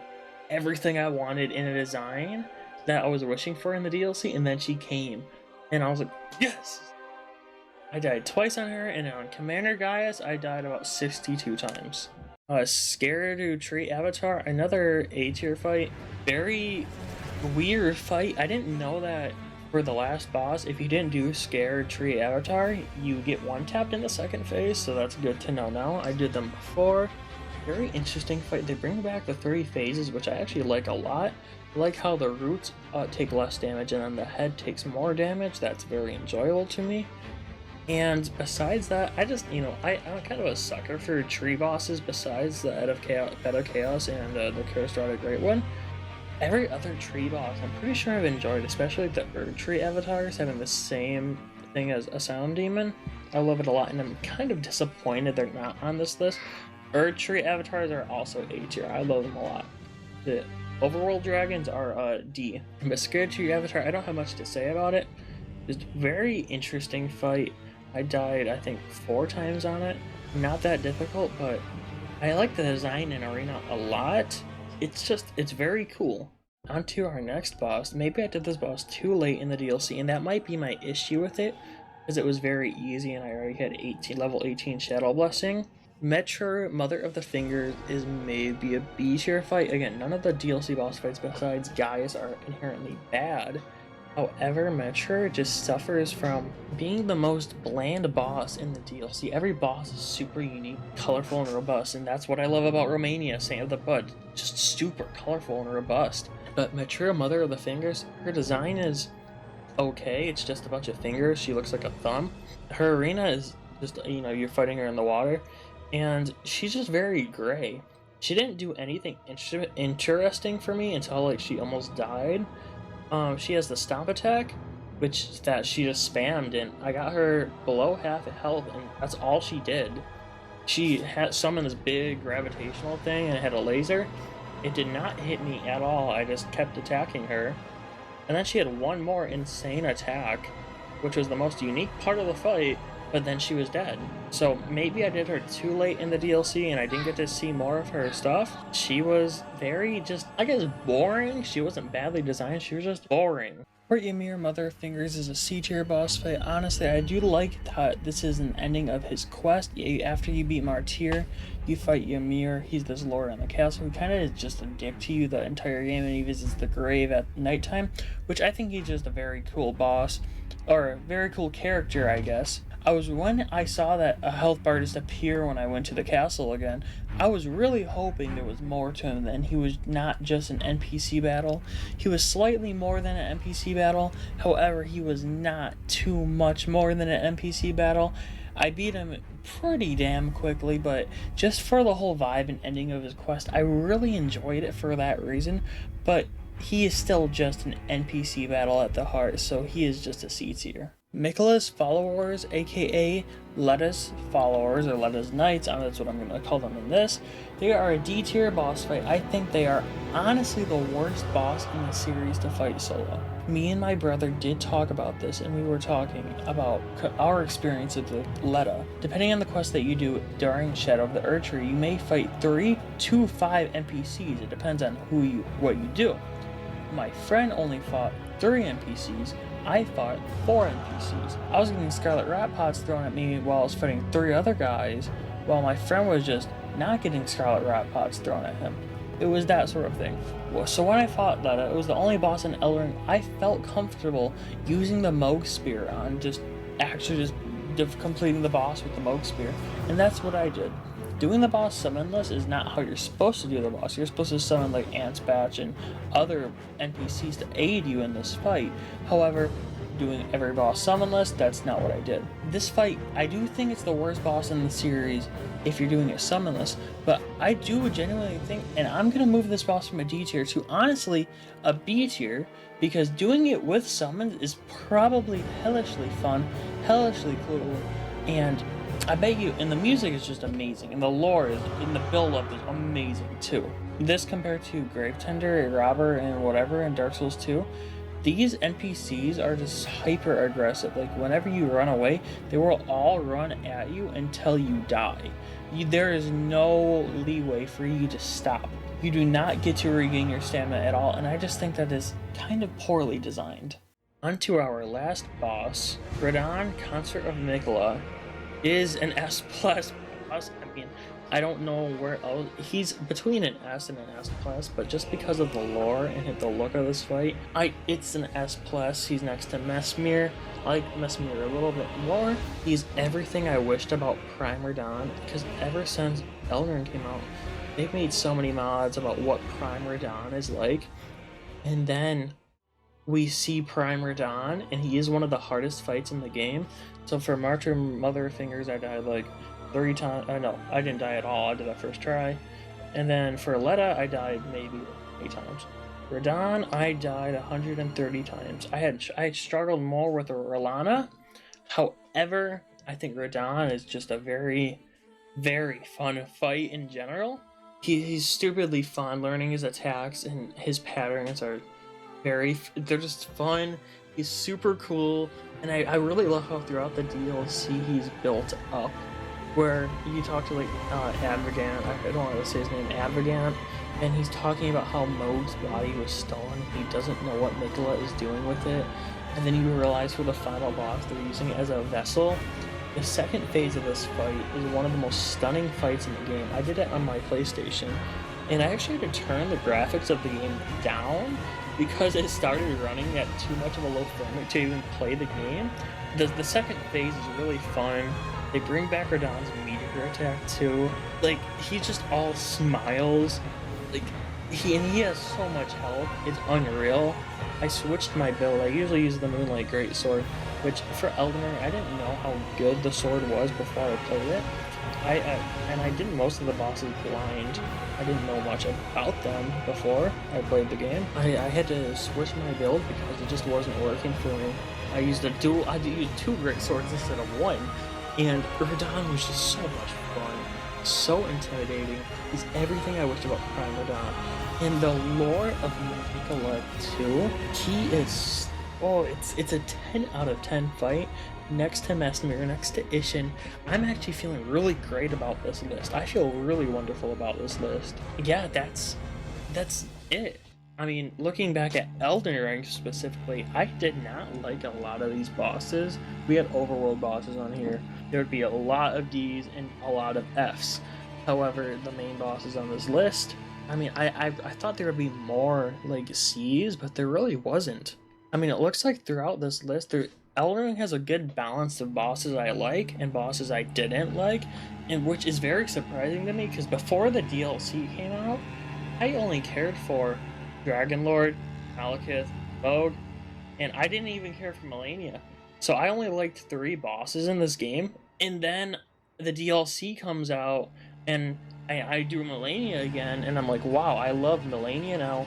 Lion, Rellana, Radahn, Mesmir, and the other bosses were fun too. So the DLC fixed a lot of issues I have with Elden Ring, and with the DLC, it's like I understood what Elden Ring was for so many people. Elden Ring and Bloodborne are two 10 out of 10 games, and Elden Ring, I might put it above Bloodborne on best games of all time now, just because of how much I enjoyed the DLC. So that is my Souls series ranking. I'm gonna scroll down through it. My favorite boss in the series is Twin Princes. I love Twin Princes, and that's S plus. You can just look at all these and see everything I put. And then the least favorite boss in the series is probably Mikolash, Host of the Nightmare. I would say Letta, however, again, I assume she's better with summons, and I don't want that to really affect my experience. Mikolash, he just sucks no matter what. Letta, it depends, and same thing with the Gaius. It depends on if, you're horseback or not, I assume. And yeah, that's my list. If there's any bosses that weren't mentioned on this list that you want me to rank, just ask in the comments below, and I'll reply to you guys. And I'll just reply how I'd rank that boss and my thoughts on it. And I think that's it. So thank you guys for watching this video, and the Soul series is a journey, and I'm very curious to see what Miyazaki does next. So yeah, thank you guys for watching this ranking, and maybe I'll do another one soon. I'll see you in the next one. Bye-bye. Alright, we made it to the outro session of the video, aka what I'm gonna call the recency bias of the video, because after I made this list, I actually went back and played Dark Souls 1, and some other of the Dark Souls games, or Soul series games, like my brother's playing it, so I got to play some of the bosses again, and some of my opinions changed, so let me just get right into it. And first off, Gaius is a D tier. I'm not gonna put him in F. I kept thinking about this one, and I didn't replay him, but I kept thinking about this one, and I just didn't hate him as much as I did Mikolash or Bed of Chaos or Smelter Demon. That one really bothered me for some reason. Another one that also really bothered me is Gravelord Nito is an A or an S tier boss, but for now we're just gonna put him in A tier. Gravelord Nito is just wonderful. I love him, and his lore is amazing. His lore is freaking great. Demon Fire Sage is C tier. I don't know why I hated on this boss so much when I did this list like a month ago. It was actually crazy. Seath, though, is a D tier. Seath is actually just one of the most poorly designed bosses I've actually ever seen. 2 attacks, and one of them just Curse Breath. It's so freaking bad. The Half-Life Church is a solid B tier. I actually don't know why I thought this boss was so bad. It was not. I fought this boss again on one of my old characters. I found out I was on Ring City. I was like, oh shoot, let me fight it. And it was actually pretty tough. I was on New Game Plus 4, maybe that's why. But I actually had some fun with it, and the soundtrack was actually pretty great. So Half-Life Church was pretty good. I enjoyed it a lot. Rykard is a solid A tier. I finished this yesterday editing this video. Putting Rykard in B tier is almost a cardinal sin. I could not believe I did that. Okay, putting Lich Dragon in B is also crazy. He's a solid A tier boss fight. He just, again, I'm not actually going to repeat my own words. Godfrey is also an A tier. I could not believe I put him on the same level as Godfrey, the first Elden Lord. I couldn't believe it. It's just craziness to me. And then here's where I played some more Sekiro bosses, and I got very Owlfather's an A tier. I'll just get straight to the point. Owlfather's A tier. I actually just think this boss is lesser and easier than Great Shinobi Owl in almost every way. Maybe I played the game wrong or what, but I actually just think he's just easy. Stupidly easy. Me and my brother were talking, and Demon of Hatred is probably maybe S plus on this list. Out of all the S tier bosses that almost make it to S plus tier, especially the Dark Souls 2 ones, we think Demon of Hatred deserves it the most out of everyone. Just an insanely fun fight, and the music is booming. And then now we move on to the Elden Ring mini bosses that weren't on the list that I wasn't able to rank, that I just kind of want to run off real quick. Death Right Bird, I would give an A tier. Tree Sentinel, like the Tree Sentinel family and Draconic Tree Sentinel, solid B tier. I actually do not care for them at all. The crystal dudes that you find in like the caves that you have to use blunt sticks to attack, I actually like them a lot. I think they're an A tier boss fight, but they're kind of basic, so between an A and B, but usually an A. Starfell Beast are an A tier boss fight, and Knight's Cavalry is also just an A tier boss fight. Besides that, I don't think there's much more. If there's any bosses that I did miss, just leave a comment down below and I will rank those. I'll reply to your comment with a ranking of that specific boss, or even mini bosses from like a different Souls game. I hope you guys have a wonderful day. Thank you guys so much for watching this video, and again, just drop your opinions down below too. I'm very curious on what you guys think about the Soul series bosses, because I know I have some hot takes, especially about the stupid freaking golden hippopotamus. So yeah, have a wonderful day. Soul of the lost withdrawn from its vessel. Let strength be granted so the world might be mended. Soul of the lost withdrawn from its vessel. Let strength be granted so the world might be mended. So the world might be mended.